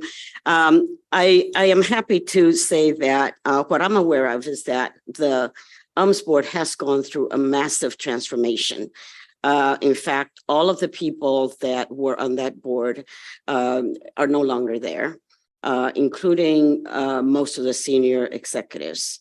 I would also say that as a result of that, of the inquiries back in 2019, I believe that the board has also made significant changes in the governance structure to ensure that there is accountability as well as transparency. And those are going to be reflected in their policies and their processes in the work ahead. I am very confident that this is a very different board than the one that I served on before. Thank you. Any other questions for this nominee? Thank you again for your service. Thank you so much. Thank you, Senator. We're going to go now to University of Maryland Board of Regents and Senator, let's see, Senator Lamb, Anwar Hasan, is he here? He's here. Would you like to introduce Mr. or Dr.? Madam Chair, members of the committee, for the record, Clarence Lamb, in District 12 here, and really pleased to be able to introduce a longtime friend, Anwar Hasan. I've known Mr. Hasan for over 10 years, since when we previously served on the Governor's Commission. Him as the chair of the Governor's Commission for Middle Eastern American Affairs, and myself on the Asian American Affairs Commission. But he is a longtime engineer here in the state, serves currently as a senior vice president for WSP, where he has years of experience in project management, project controls, engineering, contract management, transportation, stormwater management, and the like. Much of his experience and accomplishments are in your packet, but I do want to highlight just briefly some of his public service. Locally in Howard County, he served as the member of the Howard County Spending and Affordability Committee on the BRAC Task Force for Howard County, and for many, many years on the board of directors for the Howard County Muslim Council. And then on the state level, he's also served in the Aviation Commission previously, the Governor's P20 Council, and most recently on the Maryland Higher Education Commission. So someone who has a long dedication and commitment to public service, someone who's a real champion, someone who I'm pleased to be able to introduce to all of you for the USM Board of Regents, and also someone who's a new constituent. I'm pleased to say that he's now in my district after redistricting took place last year. So thank you. Good to see you. Thank you, Senator. Good evening, Madam Chair, Mr. Vice Chair, Senate President, and other senators. Thank Governor Moore and Secretary Edward for the nomination, and look forward for you to consider me for this position. As I've said, served on MHAC for 13 years, 10 years as chairman of the MHAC, and I've probably gone through the HBCU case you mentioned about in my tenure. Have worked on effort I made on achievement gaps, which was something I feel very proud of, that we were able to reduce that achievement gap. At the same time, we introduced several programs which helped in some ways in targeting some of those disciplines which needs to be accelerated in Maryland. So I thank you for the opportunity and look forward to serving at the Board of Regents. Thank you. Senator Sinor. Thank you and good evening. Just for clarity's sake, you were the chair from 2007 to 2020? 2007 to 2011, I was member of the commission. And then from 2011 onward, I was the chair of the MHAC. Okay, because the lawsuit that you mentioned, I think that went into effect around 2007. So you weren't the chair then, just to be clear. I was not chair then. Okay, thank you. I was just a member. For that. Any other questions? And in fact, the lawsuit came before I got in. Thank you very much for your service. And then finally, for the Board of Regents, Senator Hellerman, would you introduce Stephen Seibel, please? Thank you very much, Madam Chair, Mr. Vice Chair, Mr. President, members of the committee. I'm Shelley Hedelman. I'm very pleased today to introduce Steve Seibel, who I think many of you may know. He is a partner with the Caves Valley Partners, one of the most active real estate developers in the Baltimore metro area, and a veteran of the Maryland real estate industry since 1985. You have his short statement. I've known Steve for more than 2 decades, I think. He's a wonderful contributor to the community, will bring, I think, a great deal of knowledge and expertise to the board. Thank you.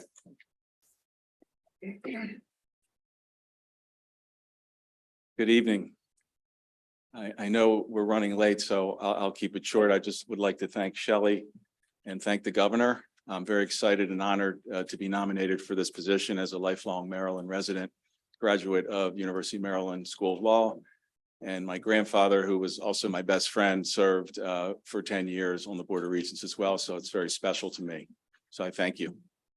Thank you, Mr. Seibel. Any questions? Oh, Senator Hayes. Thank you, Madam Chair. And Steve, I know you well and know you're a straight shooter.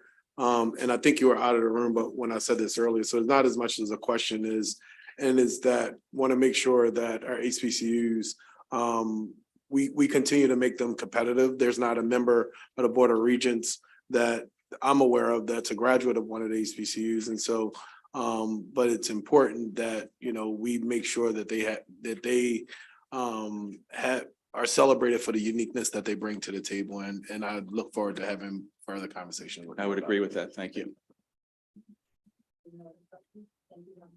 Thank you. That, we have one more. Senator, you're going to introduce for the Washington Suburban Transit Commission, Mr. Donald Drummer. Senator Muse could not be here, but he sent a nice letter of support. And this will finish our 4 o'clock group. Morning, Madam Chair, members of Executive Nominations, Antonio Hayes for the record. On behalf of Senator Anthony Muse of the 26th District, I will read one brief statement prepared by Senator Muse and share the rest of the letter with Mr. Drummond. Mr. Drummond has the integrity, dedication, life experience, and leadership skills that have delivered solutions and facilitated his success. Mr. Drummond continues to be a great asset to the Washington Suburban Transit Commission. For these reasons, I fully support his nomination and thank you for consideration of Mr. Donald Drummond. Is he here? I did that. I just introduced someone who's not here. Oh, cool. All right, We were told he was here. that's okay. Drummer, Donald Drummer. Okay. Well, we could keep.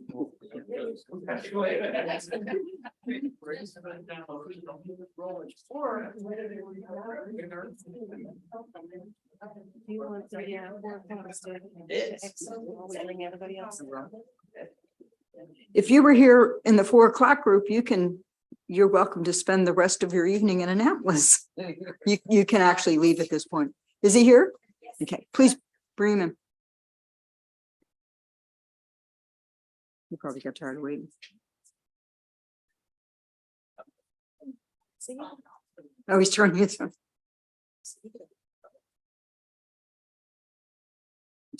Mr. Drummond. You missed your introduction.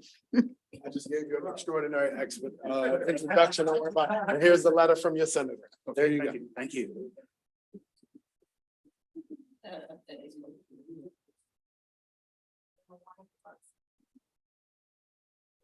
Oh, okay. Good afternoon, everyone. I am absolutely humbled, thankful, and appreciative of the fact that I've been nominated for a renomination to work with the WSTC. And I am here to answer any questions that you might have. Well done, Mr. Drummond. Thanks for waiting. We have a question from Senator Augustine. Yeah, thank you. Look, I just want to say that I really have appreciated working with you, Don. It's WSTC, but people don't know that it's really WMATA, and that's the board that you serve on. And I'm grateful for the work and our partnership and look forward to continuing that. And I just want to second the nomination. Thank you, Senator. Senator. Thank you, Mr. Drummond. Thank you.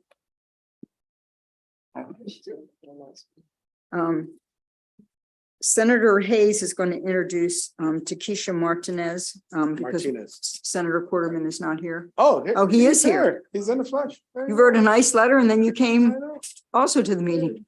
Share your letter with your nominee. There you go. See, I was going to hold you down. Thank you, Madam Chair, members of the committee. For the record, Senator Paul Quarterman, District 2, representing Washington and Frederick counties. It is my honor to present to you this evening the mayor of the city of Hagerstown, Ms. Takesha Martinez. Ms. Martinez is a well-respected member of our community, known for her public service and community activism, along with her specialization in mediation services and effective communication skills. Ms. Martinez was elected to our city council in 2020, was most recently appointed the mayor of city of Hagerstown, becoming just the second female mayor of our city and the first African-American mayor in the history of the city of Hagerstown. Our staff has worked positively with Ms. Martinez in the past regarding both legislative and constituent issues. And again, it's my pleasure to present and support Ms. Martinez for the appointment to the Maryland Affordable Housing Trust Board of Trustees. Thank you. Thank you, Senator. I'd like to thank Governor Moore for the nomination, and then thank you guys for your time. And I just really, really look forward to serving the great people of Maryland. Thank you. Well done. Thank you. Mr. French, Jim French, are you, okay. We actually introduced you earlier and you weren't here yet because you were told to be here at 5. So if you would just like to say a few words about the Affordable Housing Trust and your work as a trustee, we'd love to hear from you. Yes, get right into it.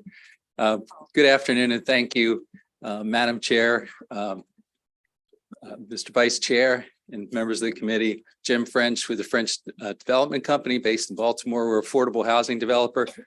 I'm just real excited about the opportunity to serve on the board of trustees of the Maryland Affordable Housing Trust Fund. I think there's lots that we can do with making affordable housing available to Marylanders. And that's all I got to say. Thank you. Thank you for your important work. Welcome you to the board. Any other questions? Okay, so now we're on the Airport Zoning Appeals Board, and it's Senator West for Jeffrey Bonner.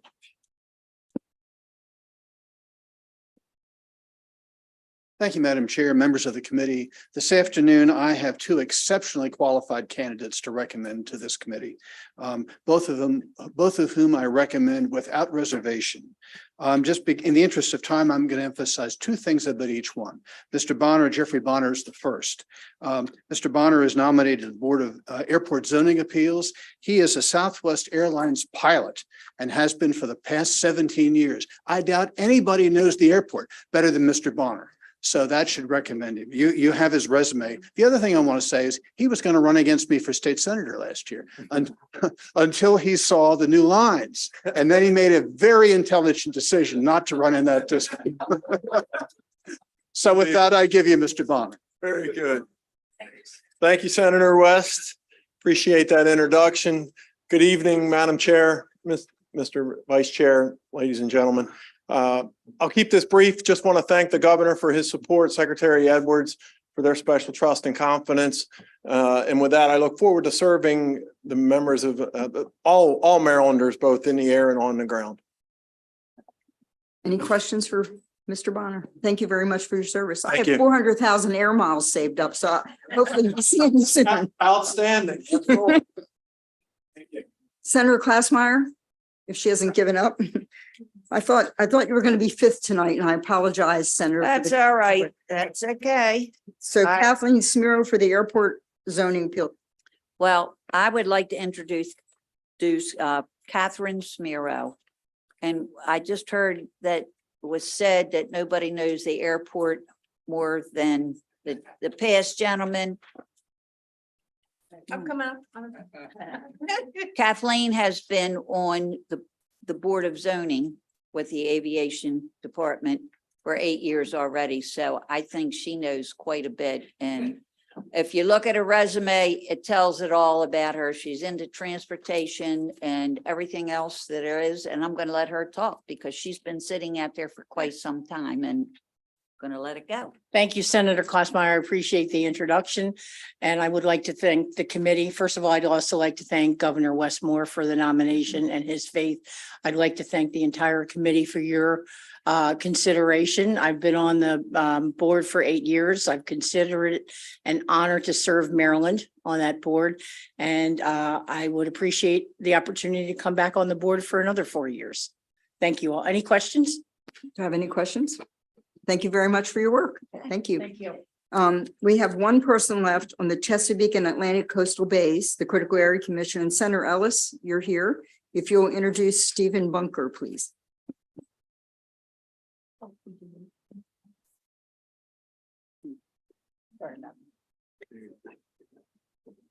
Good afternoon, Chair Bidle and Vice Chair, members of the committee.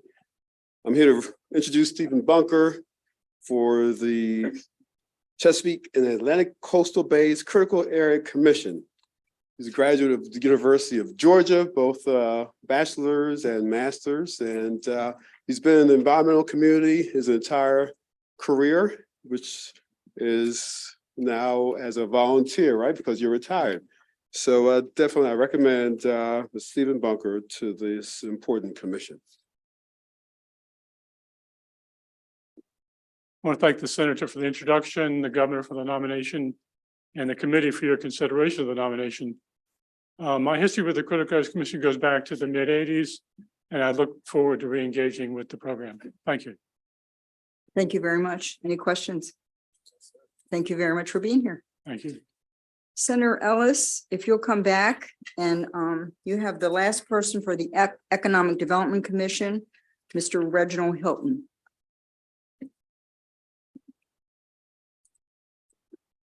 Thank you, Madam Chair, Vice Chair, committee members. I'm here to recommend Reginald Hilton to the Economic Development Commission. He's a graduate of Morgan State University, and he's worked in a lot of companies that we hear about all the time, Indeed and Yelp, and just a lot, just in the technology area. So I highly recommend Mr. Hilton to this important post. Thank you, Chair, Vice Chair. Definitely would like to thank Governor Westmore and his administration for putting his faith in me. Also would like to thank my lovely mom for accompanying me today to the hearing as well. And definitely Senator Ellis. So I definitely look forward to getting to work. Feel as though my experience within the economic development space and tech industry would do well for the commission, and I'm looking forward to it. Any questions? Any questions for this nominee? Thank you very much. Thank you. Next, we have Senator Smith, Mariela Olivares for the State Ethics Commission.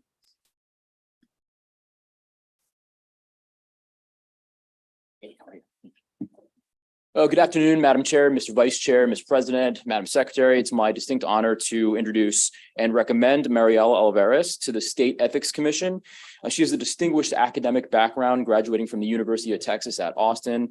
She's got a master's degree from Georgetown and then a law degree from the University of Michigan. She's also been a teacher at Catholic University, Howard, Georgetown, and prior to her academic career, she practiced law in areas of family law. She did a lot of employment discrimination and assisted folks through cases of domestic violence. So with that, it is my distinct honor to recommend Ms. Olivares to the Ethics Commission. Thank you for the opportunity to be here today and for my nomination to the State Ethics Commission. As a Marylander for almost 20 years, I'm honored to serve my adopted home state in this way. I've been a lawyer for more than 21 years, serving as a judicial clerk, a family law lawyer working in nonprofit settings on behalf of victims of domestic violence, including for our immigrant communities, and for the past 15 years in academia. As the Associate Dean for Academic Affairs and Professor of Law at Howard University School of Law in Washington, D.C., I regularly consider matters of ethics. With my experience and background, I am confident that I can serve the State Ethics Commission in the important work of administering the public ethics law. Thank you. Thank you. We look forward to your work. Do you have any questions? Thank you. Thank you. Okay, next we're on the Labor Relations Board, the Public School Labor Relations Board, and Senator West, will you introduce Stephen Guthrie, please? Is he still here?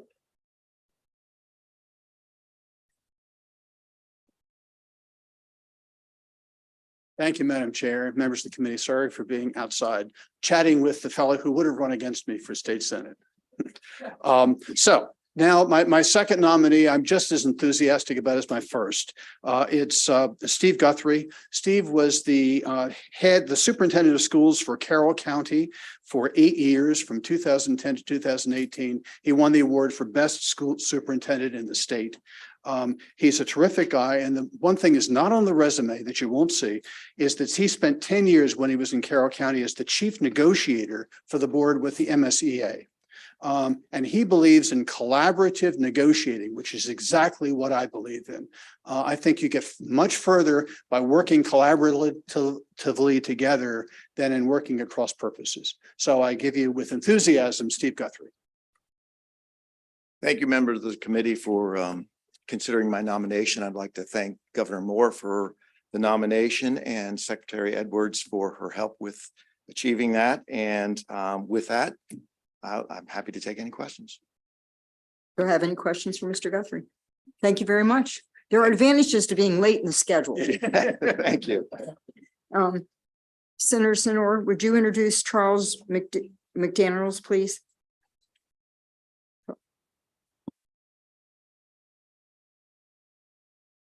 And good afternoon, everyone. Many times I've come before you all and just met the nominee that day or that weekend. Mr. McDaniels, I've known for probably about 2 decades. He's been consummate in doing things in Baltimore County. He's a Baltimore Polytechnic alum.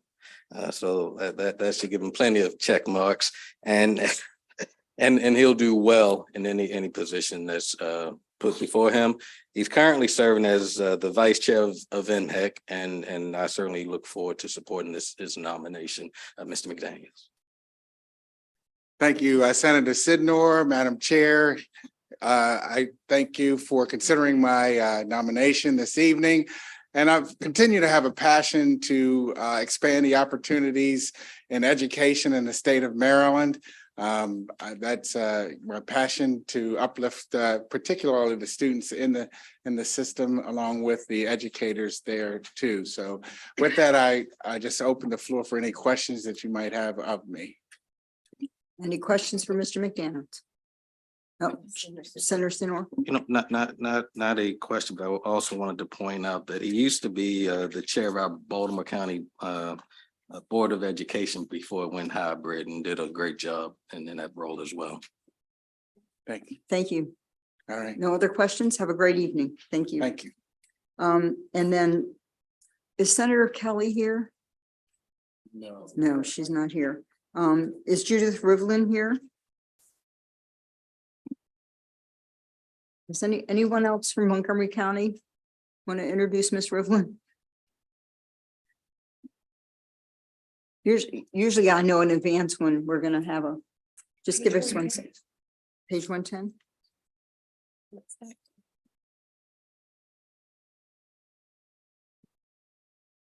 I've messed these up so much today. You have it? Vice. Thank you, Madam Chair. Senator Antonio Hayes, for the record, on behalf of Senator Kelly. Senator Riven have a lot of experience from the Seafarers International Union's Appeal Board to the American Federation of State, County, Municipal Employees, United Mine Workers of America, U.S. District Court. It goes on and on. Receiving our education from Washington University School of Law, our Juris Doctorate, as well as a bachelor's from Grinnell College in Iowa. She was a minister of the Bar in District of Columbia. Lady colleagues, I introduced to you Mrs. Judith Rivlin. Right. Nice summary on the fly there. Thank you so much. I'm honored to be a nominee to this board. I have dedicated my career to labor relations. I thank you for your consideration. I thank my husband, Eric Sani, for joining me today, and I'm available if there are any questions. Questions for Ms. Rivlin. Thank you. Thank you very much. Thank for your you very patience. much. Senator Mary Washington, you have 2 people that are the Maryland Public-Private Partnership Marketing Corporation for the Board of Directors. Yes, I do. Thank you, Madam Chair. For the record, Senator Mary Washington, and I do have 2 candidates, nominees from the 43rd Legislative District for the Public-Private Partnership Marketing Corporation. First, I'd like to offer Gerald Jackson. Again, they represent 2 vital components of our public and private partnerships. Mr. Jackson was steam fitter journeyman, steam fitter local union 486. He was a welder, layout, fabrication, rigger, and not for nothing, we graduated from high school the same year. So where are you? There you are. So they're very, very good to see him. Saw him just a couple of weeks ago. He has skills in communications, negotiations, and I'm really excited. He's certainly passionate about communicating with the public, and this board seems to be completely appropriate for him. He has my highest recommendation. Okay. Thank you very much, Senator Washington. Thank you, Madam Chair, Vice Chair. I know a lot of the senators in here personally, and I'm surprised that they confirm me after still knowing me. But I want to thank Governor Moore, Secretary Edwards for this opportunity. I think it's very important to have a labor voice on this panel. So thank you very much. Thank you. Any questions at all for Mr. Jackson? Thank you, Mr. Jackson. Thank you. Next, we're going to hear about Dionne Joyner Weems, but I just want to, Miss Weems has been sitting with her lovely children for a while, several, and they've been so well behaved. You can be very proud of the children. So I hope you'll introduce them. You all come on up, come on up. Come on. People love to see children. You'll help your mom. So first, Ms. Weems has the best resume I have ever seen. The layout, you should just look at it. Also, it just jumps off. I'm just excited that she's going to be on this. Her kid, here we go. We're doing it here.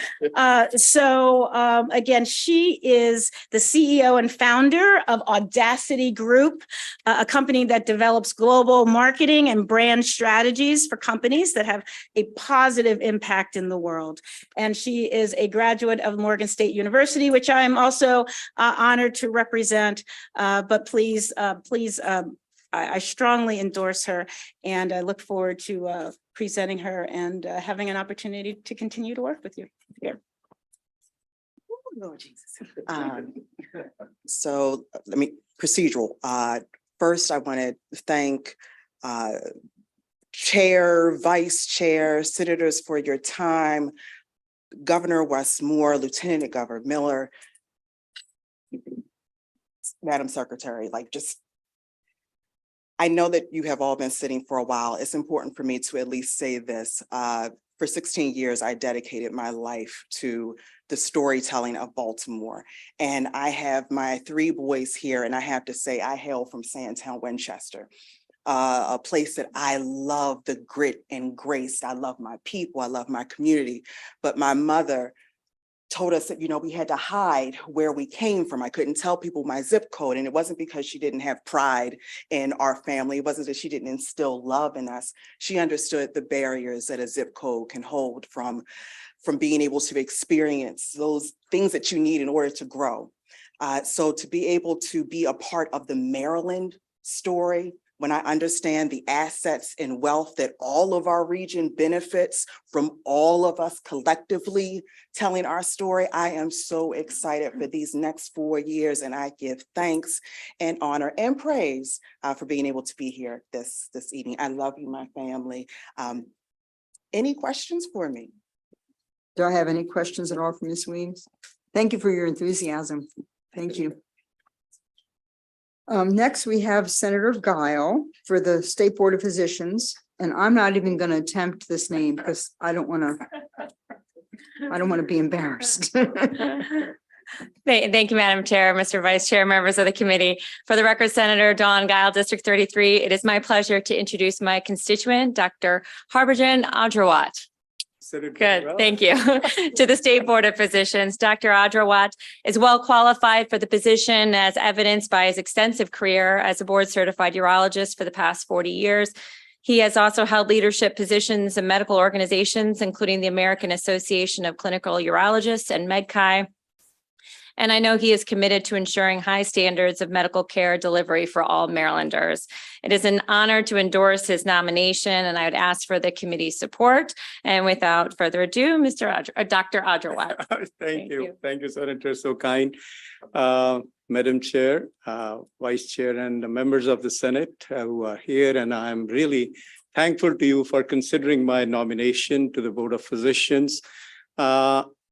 First thing is why I want to do it. The answer is service. Number 2, why I want to be a role model for people who look like me or the many minorities all over the place. A very simple story on my gala when I was taking over as the president of MedChi. There were a lot of people at one of the largest gala we had, but many of the people were children of those members who looked like me and they wanted to be to that position. So I think I can also play a role as a role model if I am nominated to this. And I want to thank our governor, Westmore, as well as Lieutenant Governor, who has nominated me, and I am looking forward for your consideration for this nomination. Doctor, we have a question from Senator Lamb. Thank you, Madam Chair, and thank you for the opportunity to speak earlier. And I echo your priority for kind of diversity and also, note the very supportive letter from MedCai. I wanted to offer you an opportunity to respond to some of the correspondence that we received regarding your nomination. All this kind of stems back to a disciplinary finding before the Board of Commissions, probably about 6-7 years ago, concerning an expired dispensing permit. I've had the opportunity to read through the board's findings, and to me, it seems like a fairly straightforward, simple clerical oversight as a result of some administrative staff record keeping. I think as soon as you had taken note of this, you self-reported the expired dispensing permit and asked the board immediately for guidance on how to rectify this, which you did. And having reviewed this and after speaking with you, I'm confident that this was simply a minor lapse and should not preclude you from being able to serve positively on the board with utmost fairness and integrity. But I wanted to give you an opportunity to kind of respond to some of the correspondence that we received. Yeah. Sure, Senator Lamb, thank you for asking me the question. It was a clerical mistake. I was the president and CEO of a large urology group with 13 urologists. We have a dedicated person who was supposed to be renewing all our licenses and everything. By mistake, she wrote year 14, instead wrote 15. So as soon as she came to know, because 4 or 5 months prior to renewing, she looked at it. Well, she says, I missed this. And she immediately called the board. They asked her to write a letter that this what has happened. And we immediately renewed, but there was no unprofessional conduct as far as when I presented my case to the board. All right. Thank you, Madam Chair.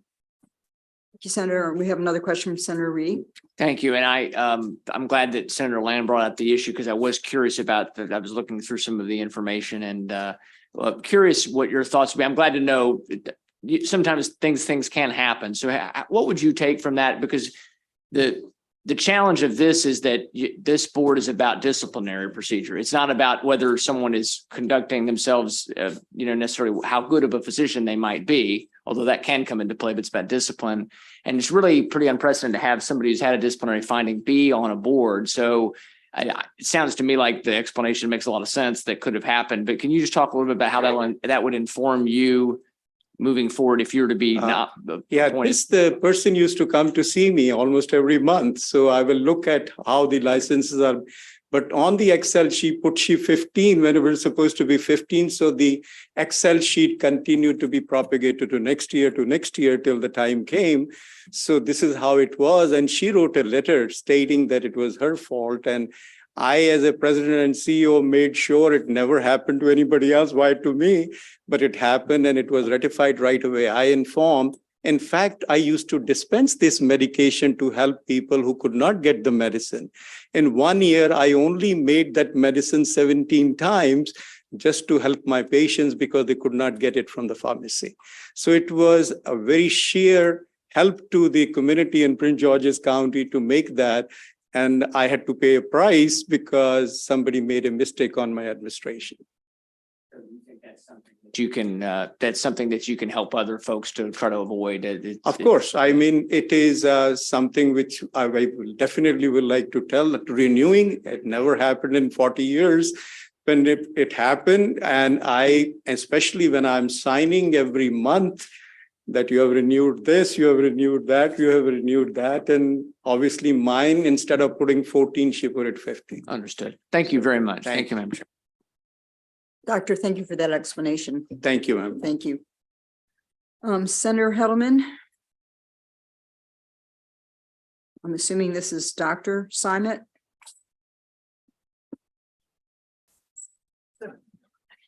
Hi, I'm Shelley Hedelman, back before you to introduce Dr. Tyler Simmet, a constituent of mine. He has a lengthy resume that you will see. He is a doctor of osteopathy, and he has a wide range of training, quite a lot of community service, both here in this country and globally.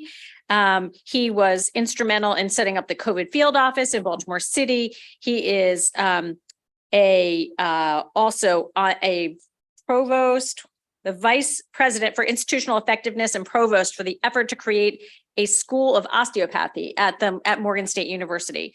I have known him. He may look familiar to you because he is often the doctor of the day. And so you may have been treated by him. He's wonderful to see him here. And this is a fun fact. He also, buried in that 15 pages of resume, he provided medical support to the wrestlers of the WWE when they were here in the DMV area, which I thought was an interesting little tidbit. But he's just an incredible person and an incredible public servant, and really nobody better to be on the board. Thanks. Thank you, Senator Hedelman. And I just want to thank Governor Moore for giving me the nomination and having the opportunity to present myself. After graduating from the Yale University School of Medicine, residency in internal medicine, I moved to Maryland and I've been here my whole career. I spent 18 years at the Hopkins Sinai program in general internal medicine. And then after that, I went to the National Association for Osteopathic Medical Schools, working on standardization of language, standardization of curriculum, and making sure that standards and assessment were consistent across the country. I look forward to having the opportunity and I'm available to answer any questions that you have. Senator Lamb. Thank you, Madam Chair. I'd just like to second the nomination. I've known Dr. Simmet for many, many years, a good friend and someone who would make a great addition to the board. Thank you. Any other questions for Dr. Simmet? Thank you very much. Look forward to your service. And finally, in the Board of Physicians, Senator Feldman. Dr. Ganti.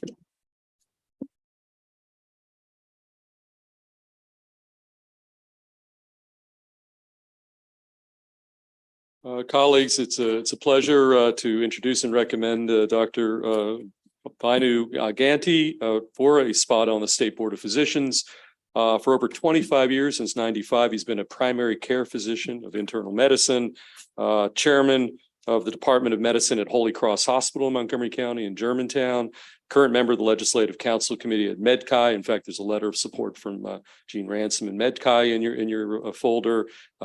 Lots of background education-wise, internships, fellowships in nuclear cardiology, oncology, psychiatry. All that, I would recommend the doctor to this position. And with that, Doctor, say a few words. Thank you, Senator Feldman. I'm Dr. Vainu Ganti, board certified internist. I'm honored to be here today. Thank you, Madam Chair, Vice Chair, and members of this committee. I thank Honorable Governor Mr. Westmore for nominating me for this position. My experience in various medical leadership roles and combined with my service in United States Air Force Reserve as a physician has prepared me well for this position. It confirmed by this committee. I'm committed to use my experience and credentials to serve with enthusiasm, hard work, and diligence. Thank you for your time. Thank you for considering my nomination. I'm available for any questions if you have any. Any questions for the doctor? Thank you. And I see our friend Gene Ransom from MedChi in the back, Executive Director. Thank you for being here. Next, Senator Elfreth, would you like to present Mr. Fred Hoover for the Public Service Commission? Thank you, Madam Chair, members of the committee. I'm Senator Sarah Elfreth here to present Fred Hoover, who's a familiar face to many of us. I first met Fred when he was the head of the Maryland Energy Administration over 10 years ago, and now I'm very proud to call him a constituent. As you can see in his resume, he's had kind of one foot in energy. He then went on to work for the Office of People's Counsel, advocating for all of our constituents. So he's also had a good deal of background in the environment, and I think he's the right person at this moment. That convergence of energy and the environment, sweet spot for the PSC moving forward, and I highly recommend his nomination as the chair of the PSC. Thank you.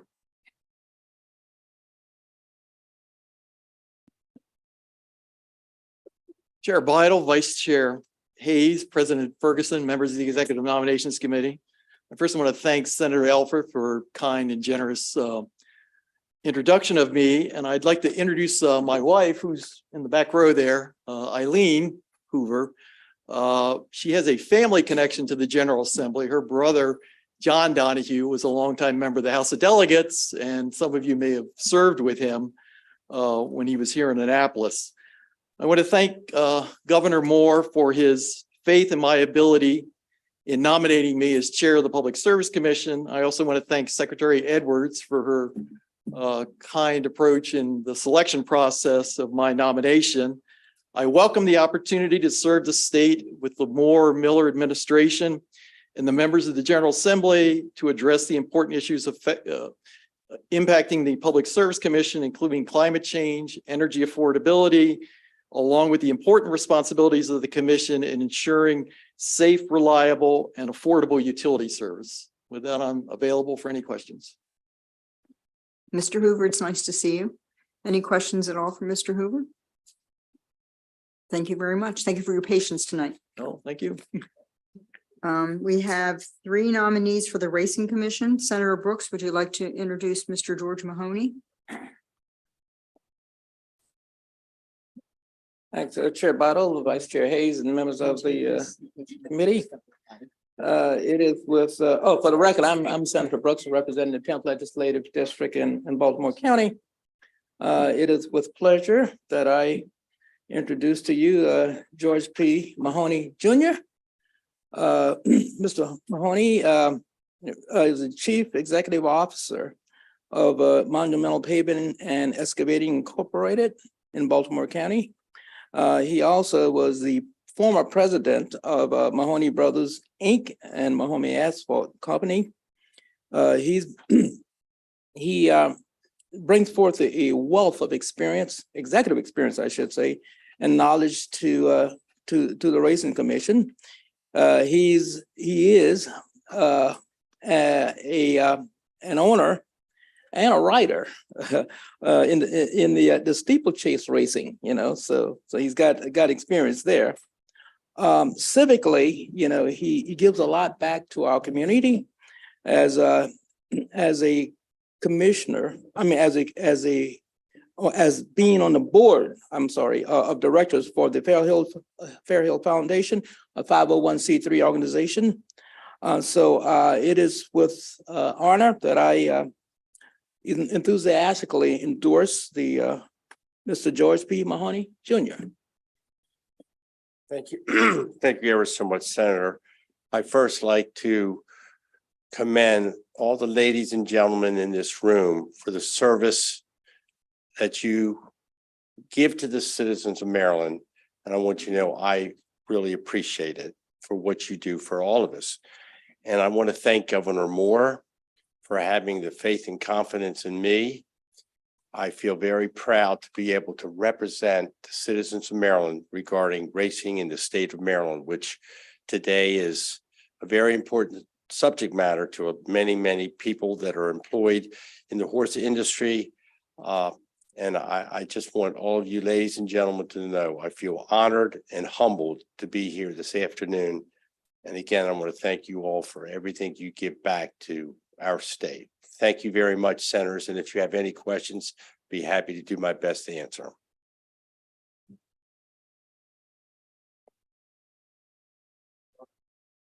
them. Carozza. Thank you, Mr. Chair. Mr. Mahoney, thank you. And thank you for recognizing the importance of the appointment. I represent Ocean Downs, so particularly interested in the harness racing and the employment around that. My question for you, I saw that you had the steeplechase racing background. Yes, ma'am. My understanding with this commission is that at least 3 members have to have some knowledge of both thoroughbred racing and harness racing. So I just wanted to hear a little bit more about that. And with your appointment, I'm assuming you also will make the rounds. I sure will, Senator. Thank you. Excuse me for your question. So regarding horses and my background, ladies and gentlemen, I've been around the horse industry all my life. I served on the board of directors of the National Steeplechase Association, which is the governing body of all steeplechase racing in America. So, and I've owned racehorses, and it's all right. You can give me the last rites of the church for saying that, but I'm addicted to horses. I'm addicted to the welfare of horses. And I just want everybody to know that I will do my ever best to serve you and the citizens to make Maryland proud of the horse industry and the harness racing industry as well, Senator. I'm not going to say just thoroughbreds because you guys are very important as well. Any other questions for Mr. Mahoney? Thank you very much. Thank you, Madam Chair. Senator Reedy, introduce Terry West, please. Yes, ma'am. Thank you, Madam Chair. For the record, Senator Justin Reedy here to present Ms. Terry West to you. I'm really excited to do so. I just had the opportunity to meet with her briefly. She actually lives right on the line of Carroll and Frederick County. We think she may actually be Senator Folden's constituent, but he's texted his support to me as well. Ms. West is originally from Washington, D.C., but she's been riding and competing in horse shows since she was 5 years old, which was a little over a decade ago. When she was 5 years old. And I think really fascinating. She's actually in the Maryland Horse Show Association Hall of Fame. She believes she was the first African-American woman licensed jockey in the state of Maryland. So it's very, very interesting, very cool. And she's been training horses and riders for 30 years, competed numerous places, really competed nationwide.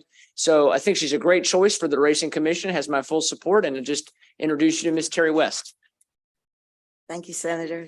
Thank you, committee, for having me here today. And I'd like to thank Governor Westmore and his administration for nominating me. I'm concerned about the future of horse racing in Maryland, as it is a huge agribusiness and it is very important to the economics of Maryland.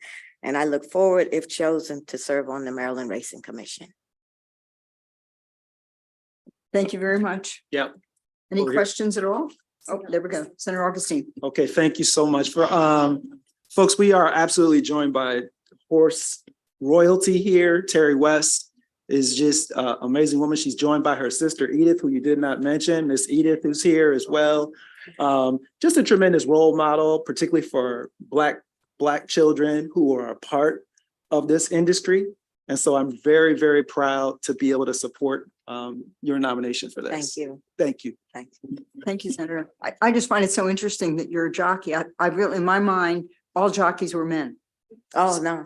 So it's very exciting to see that I'm wrong. Oh, thank you. Any other questions for Ms. West? Thank you very much. All right, thank you. I think, if I'm not mistaken, next person will be our last nominee for the evening, right? Ellen Zavian. So Senator Smith. Zavian, yes. Good evening, Madam Chair, and congratulations on running on JPR time tonight. And so we'll, hey. And my apologies, I know you had to be late, but good afternoon, everyone. Senator Smith here, Madam Vice Chair, Madam Chair, Mr. Vice Chair, Madam Secretary, members of the committee. It's my distinct honor to introduce Ellen Zavian for the State Racing Commission, who is a trailblazing and brilliant nominee. She graduated from the University of Maryland. She has a law degree from American University, decades of experience working within the professional sports industry, and Ms. Zavian was the first female NFL agent. She also launched and served as executive director of the U.S. Olympic Women's Soccer Players Association, and was the first female commissioner of the NCAA Division II Conference. Additionally, and Mr. Vice Chair and Senator McCray will know this because they attended my wedding. They know I have 2 left feet and it would never be beneficial in this venture, but she also created the United Breaking Association, which is a global association for competitive breakdancers, and was appointed to a task force to get this breakdancing into the Olympics. So in 2024, if I'm not mistaken, breakdancing is going to be in the Olympics in part because of her stellar efforts. So with that, Madam Chair, Mr. Vice Chair, Mr. President, Madam Secretary, members of the commission, members of the committee, it's my distinct honor to recommend Ms. Zavian to the Racing Commission. Well, with a name like Zavian, you're used to being last. It's okay. It's okay. Slow but sure, as I always say. I want to thank the committee, the governor, and my husband and son, who is the breakdancer and the reason it is in the Olympics. Mothers will do incredible things for their children. So horses are special creatures. They're majestic, strong, and can display a broad range of emotions. I've represented over 100 elite athletes during my career. Horses are astonishing athletes just the same. They can reach amazing speeds, have a connection emotionally to humans, and thus make racing incredibly exciting to watch. It is my goal to bring safety to these elite athletes while bringing horse racing at an affordable rate, and is done responsibly. As a board member of Safe Sport International, appointed pro bono counsel for FIFA, the committee facilitator for FIFPRO's D&I committee, and my entire life has been focused on protecting athletes while growing the sport. It is a delicate balance I hope will be useful to the Racing Commission, the racing community, and the state of Maryland. Thank you to all, and I brought my original Free State Racing shirt. And on the back, it says Horseplay After Dark. So I worked at the tracks for 8 years and love the backside of the track as much as the front. And obviously I grew up riding horses. So thank you. Ms. Sabian, thank you. Oh, Senator Crozier, you have a question? Thank you. First of all, I can't wait to tell my dad that I met the first female NFL agent, and I also saw the skateboarding on your resume as well. Yes. But I just quickly, would you make the same commitment to travel and see the harness racing in Ocean Downs and travel other parts of the state? Absolutely. Thank you. Ms. Sabian, thank you. Thank you for the experience you'll bring to this commission. Thank you. Thank you. So that was our last. Thank you for being so patient. That was our last nominee for tonight. And you'll see if you've been counting or looking, there's one person that could not appear tonight, and it was Donzella Wilson for the Uninsured Employers Fund. She had an emergency on her way, but it was a reappointment, and her Senator Motz, endorsed her. So I'm sorry that she wasn't here tonight. Before we do our nomination and take our vote, I want to first say thank you to all of you for your patience. It's been a long year. Just so you know, we've had 997 nominees, and I think we're going to have 2 more this week, which will bring us to 999. We cannot go to 1,000. Mindy will tell you. Only one more. Only one. We can't go to 1,000. It won't roll over.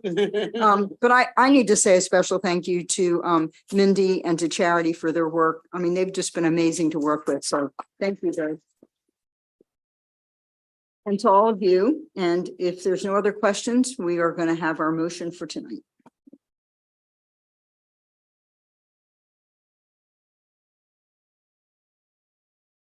Thank you, Madam Chair. Before I make the motion, I didn't know what I was signing up for to be vice chair here. But I will tell you, serving under Senator Pam Vital throughout this legislative session has been extraordinary.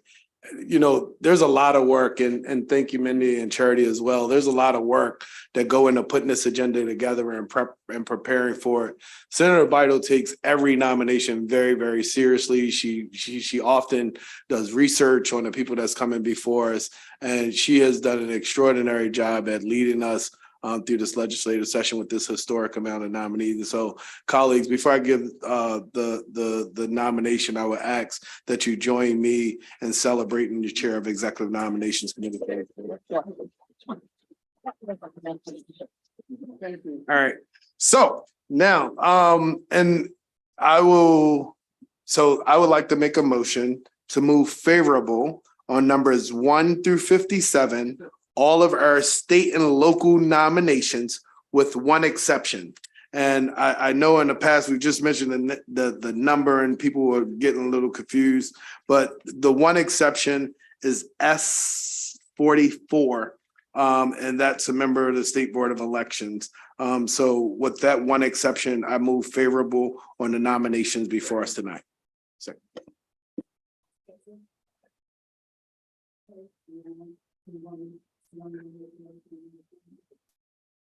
Senator Hershey. Madam Chair, I just wanted to bring up something while we were talking about whether or not we were going to exempt anybody. Candidates 23, 24, and 25 were for the State Board of Education. And I'm certainly not discounting the credentials of any of those members that appeared before us tonight, nor their professionalism in the way they presented themselves and responded to our question. But I do want it to be known that all 3 of those candidates for the Board of Education were from Baltimore City. And as one of the documents that you provide along with all of the resumes is the article or the section of statute that tells about these boards that we are considering members for. and I just want to read the first two sentences. It's very simple. In making appointments to the State Board of Education, the governor shall consider representation from all parts of this state.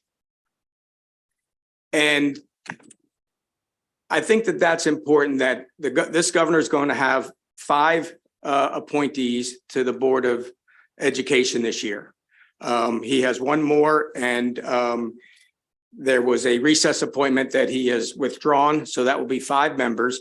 And I just ask the governor and urge him to strongly consider and recognize that the statute says all areas of the state as he makes his final 2 appointments. Thank you. Thank you for those comments, Senator Hershey. Senator Reedy? I actually agree with my colleague, but I want to discuss the next item of business. So So you want to talk about the one hold? Is that where?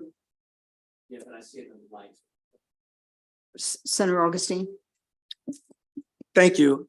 I just had to speak up because, you know, the chair of the board, Clarence Crawford for the State Board of Education, proud Prince Georgian. It's actually a really diverse board. There's only, I think as it stands right now, 1 or 2 Baltimore City representatives on the board as a whole. It's actually kind of uneven, as it were, for the state.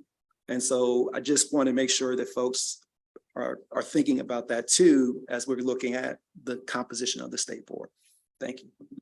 Thank you, Senator Augustine. Any other comments on the State Board of Education?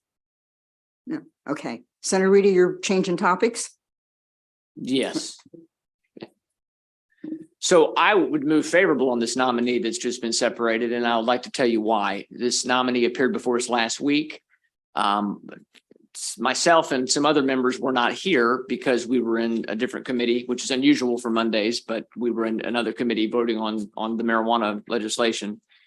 So I didn't have the benefit of being here for the hearing and so, you know, she, along with some others, were held. And I have to be honest, another person was held. It was another Republican appointee from another county board being held because of her opinion about a statue in their home county. That was why she was held. And she's since withdrawn her name. And I just have to, I went back and watched the hearing, and I thought that to me, the way it was portrayed was not fair. And I thought it was really good that she had the opportunity to send us a letter to clarify some of her comments. I think anybody preferring before us can be a little nervous or perhaps not always say everything the way they'd like to. And the letter that she has sent us, that you all have before in front of you right here, we printed out for you, put it on everybody's desk. Very clear what her stance is on some of the issues that I've heard raised that were mentioned in the press. But it really comes down to when you have party choices for these positions, you know, it's not appropriate unless you find some criminality or some sort of disqualifying thing like a criminal record or somebody being involved in an actual like election fraud or something like that. That's really not appropriate for someone who is qualified by letter of the law to not be able to be given the choice that the state Republican Party or the state Democratic Party has made. I've never, you know, there are people that have been appointed to the state Board of Elections from the Democratic Party side or my local county board of elections. And I'm sure their opinion about what we ought to do regarding election security is different than my opinion, but they're going to enforce the law. And so to me, it's inappropriate to not approve someone who is qualified just because you may not agree necessarily with opinions that she stated in the hearing. There doesn't seem to me to be any record of any kind of illegality. She was fully vetted by the governor's office and appointed. And so I would like to move favorable on her nomination for the Maryland Republican Party's choice for State Board of Elections. Thank you. And do I have a second? Second. Senator Roosevelt. Yes, thank you, Madam Chair. I disagree with my friend mostly on the threshold issue here. The Constitution says advise and consent. It doesn't say rubber stamp the choice unless the person's just reported from jail. And I've had this discussion with other colleagues over the years that I think too often we don't look for the best person for the best job and best point in time to get it right. There are many people who are good people, decent people. I have no reason to believe that she is not. But but she certainly does not demonstrate the knowledge of the election process from her hearing or from her resume.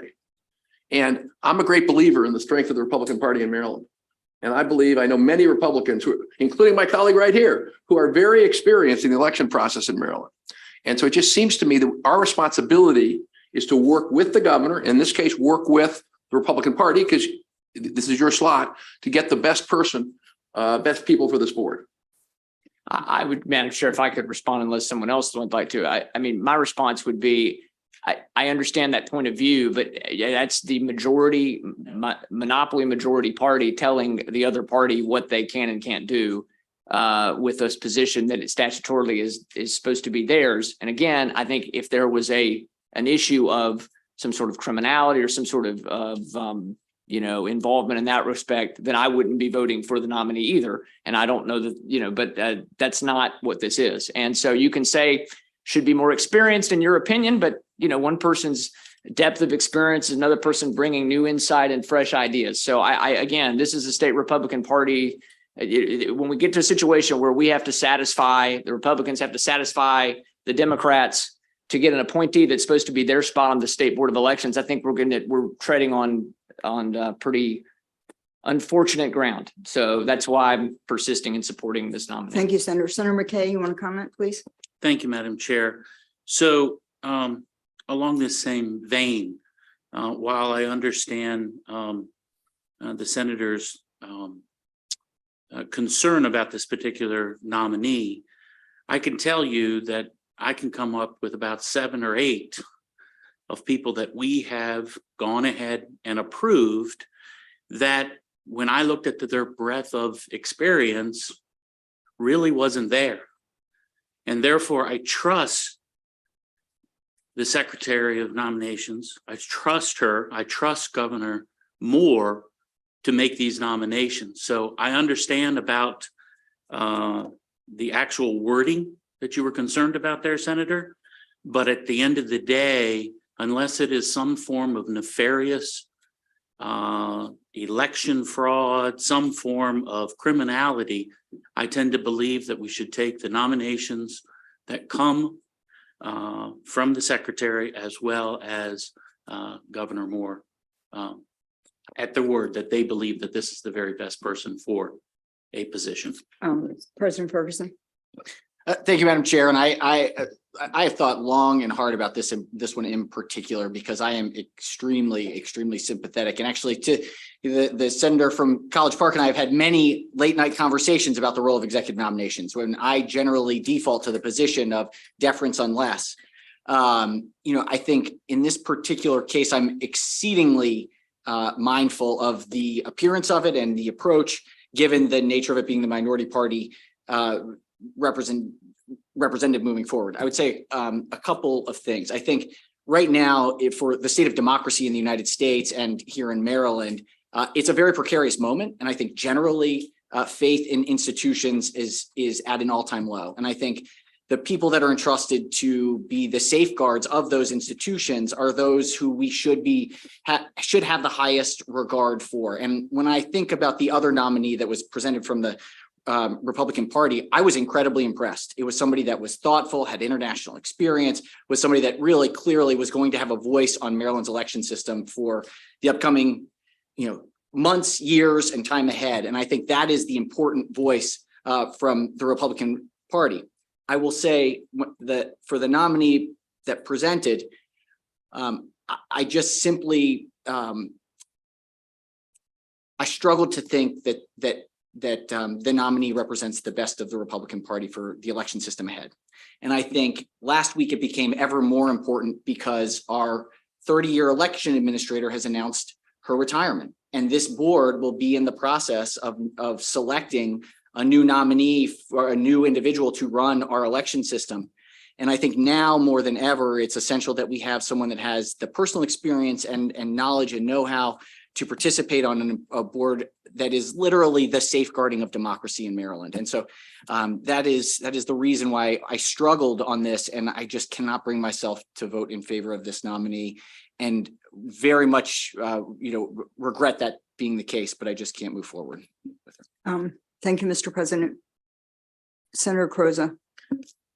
Thank you, Madam Chair. And I just wanted to make sure that my colleagues, before they vote, because I know there was a lot of paper on our desk and I saw different colleagues looking for the letter, but there are two sentences in the letter that I just want to bring to your attention.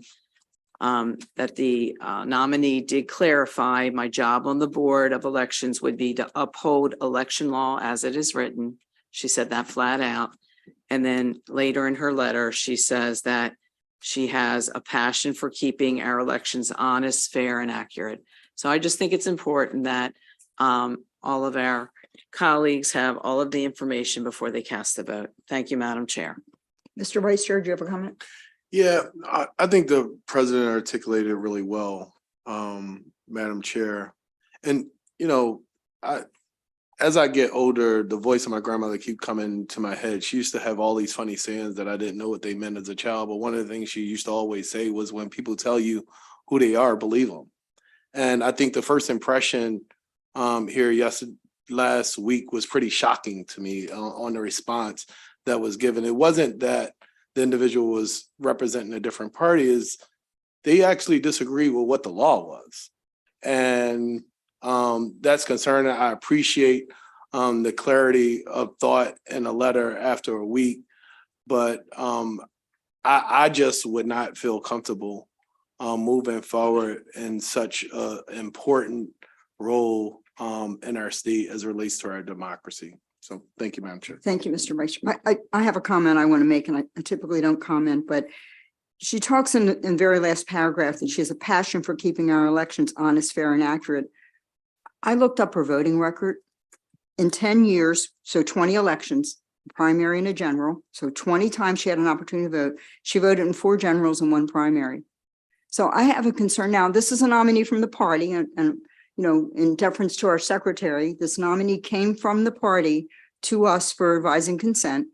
And other than probably being checked for her, you know, background as far as any illegal work, I just have a concern for your party that you're appointing someone who has so little interest in voting. It's just my comment. Senator Reed, do you have something else?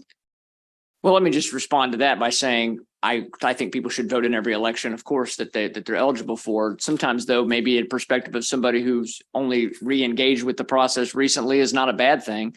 Number two, again, with this concern for democracy, when we're saying you don't get the other party that we can outvote doesn't get the choice that they've made, I think is really something. But I'm going to support the nominee, and I think the debate is important, and so I'd ask for our colleagues to support our nominee.